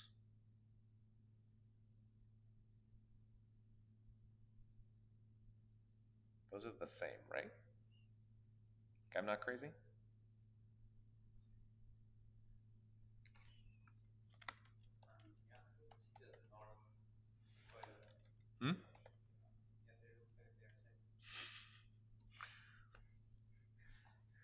don't know, weird. Maybe some of their code use one and some of them use the other, but like, why do both? I have no idea. Gosh, that's so weird. Interesting. So you can see like, so these VM prot read, like VM protection read, VM protection write. This is memory protection thing. So if you're trying to, in means the kernel wants to read from it. Out means the kernel wants to write to it. Let's see. Other things, enums that maybe hopefully we don't care about, but a lot of enums. Apparently this will not be a simple thing. Where's just our, okay. Give me just the memory descriptor. Okay. So an abstract base class defining common methods for describing physical or virtual memory. The IO memory descriptor object represents a buffer or range of memory specified as one or more physical or virtual address ranges. It contains methods to return the memory's physically contiguous segments for use with the IO memory cursor, and methods to map the memory into any address space with caching and place mapping options. Okay, so this does stuff of like, so basically we can think of this as something that describes physical or virtual memory. So let's then look at where we're trying to go with address range. See if this tells us anything. Function with address range. Create an IO memory descriptor to describe one virtual range of the specified map. This method creates and initializes this IO memory descriptor for memory consisting of a single virtual memory range mapped. Okay, so there's a single virtual memory range mapped in a specified map. So it has address, length, options, and the task that's involved. This memory descriptor needs to be prepared before it can be used to extract data from the memory described. The address is the virtual length of the first byte in memory. The length of memory options indicates the IO direction to be associated with the descriptor, may affect the operation and the task. Note that unlike IO memory descriptor with address, oh, this is with address range. Oh, God. Wait, no, it was address range, right? Yeah, range. Out of line input, out of line sign, and current task. Okay. Let's see. Note that unlike IO memory descriptor with address, kernel task memory must be explicitly prepared when passed to this API. The task argument may be null to specify memory by physical address. Okay, so it's not, should be not null, so it's not going to be physical memory addresses. And let's look at you.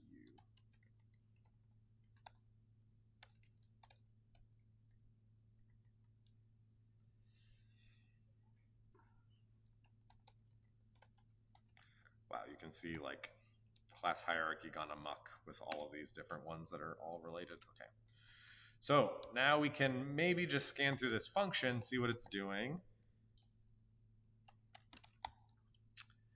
And look in here. So we have our input pointer, out of line input size. So for input, the direction was out. So what was that? I think that was copy, right?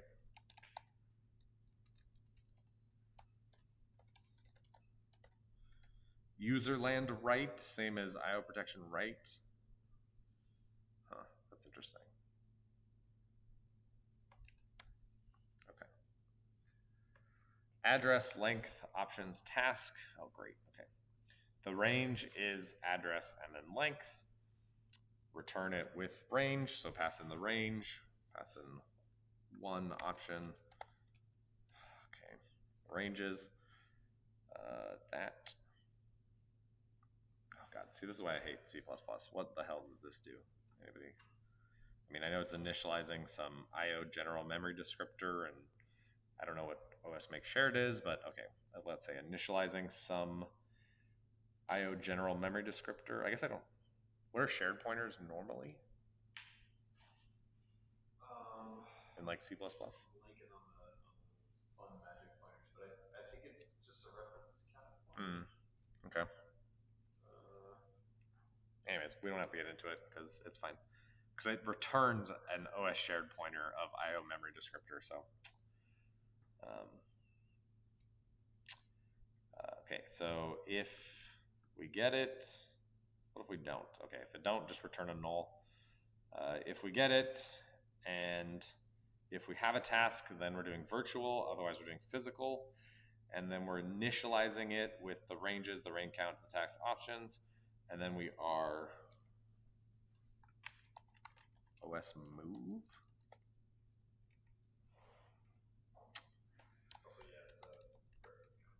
Okay, thank you. Okay. So, anyways, bytes. Okay. Other things we can do are read bytes from this memory descriptor, where we can, from a specific offset, we can ask to read bytes, check if it's in the range, and this then reads from physical memory, it looks like. Yeah. And then copies it. I thought this would be like a lot easier to understand.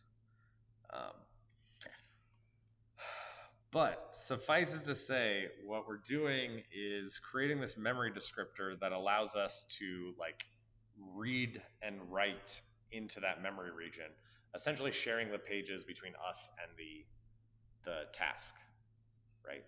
The task. Now, the important point is that, so let's say you read some bytes, you call read bytes on this memory descriptor. So somebody's passed in a large 2-page struct. It gets passed into that specific thing. We then call read bytes and get bytes from there.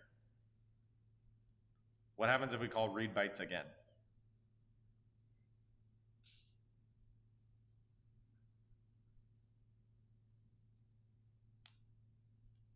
So like reading from the descriptor twice. Yeah. So we read from it, right? So that's basically like, you can think of reading, because we're going to write it somewhere, and this will be in the kernel. So we're reading from user space memory and writing it into the kernel. And what happens if we do that again? Will it work?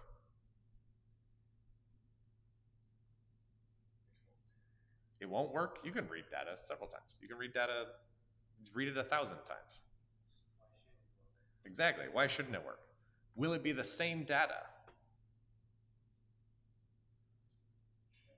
Depends what it's doing, like it's like pushing the offset and then read for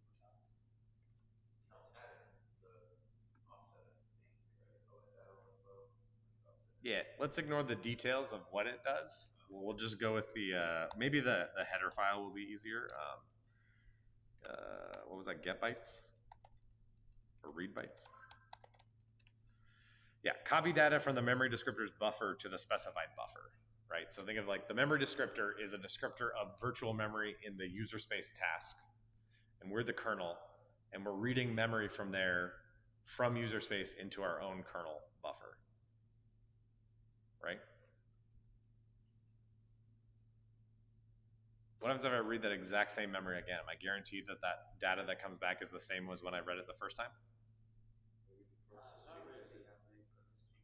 Exactly. The process, the task could still be running, right, with different threads. And so, anyways, something to be on the lookout for would be, so you can think of this as a classic, like even Linux, of course, device drivers and stuff has this problem, right?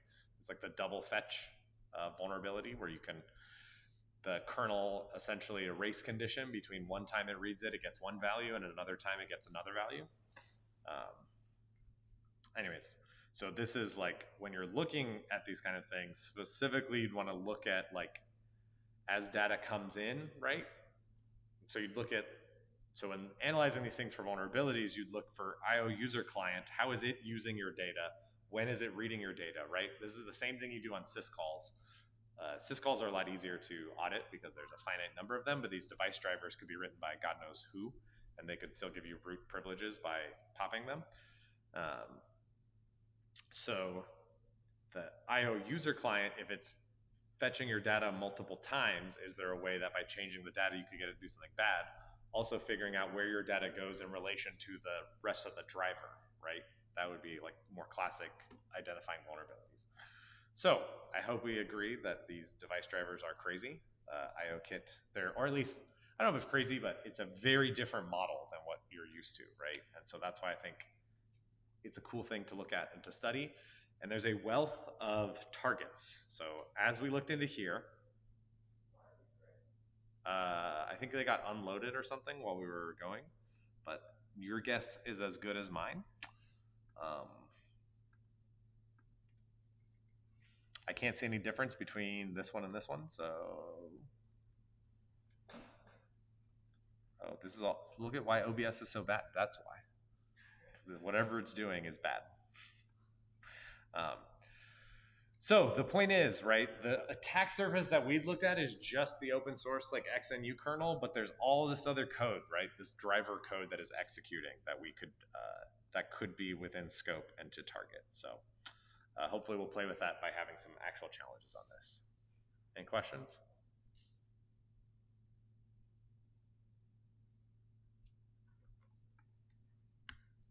Actually, I had a question about the page size.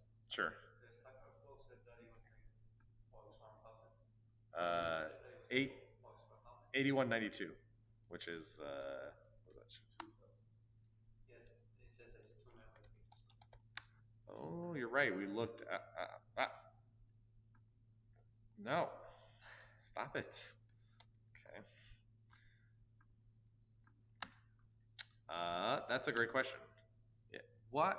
Okay. I guess that was my fault. I did the exact same thing, and it exactly.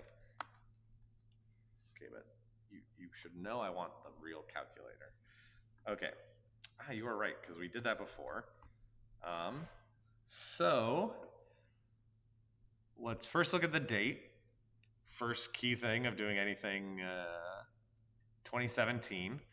So yeah, this was probably written against Intel stuff. So Intel stuff was, a page of memory was 1000 hex. So great catch. Now it's a lot larger, so maybe we need to experiment to figure out what that thing is. Or if anybody can find out where that thing is, like where this check is, that it actually switches to out of line memory versus like inline, I would appreciate that. Because yeah, that's very weird.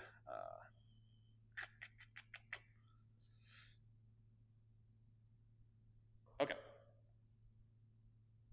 Cool. All right. Thanks all.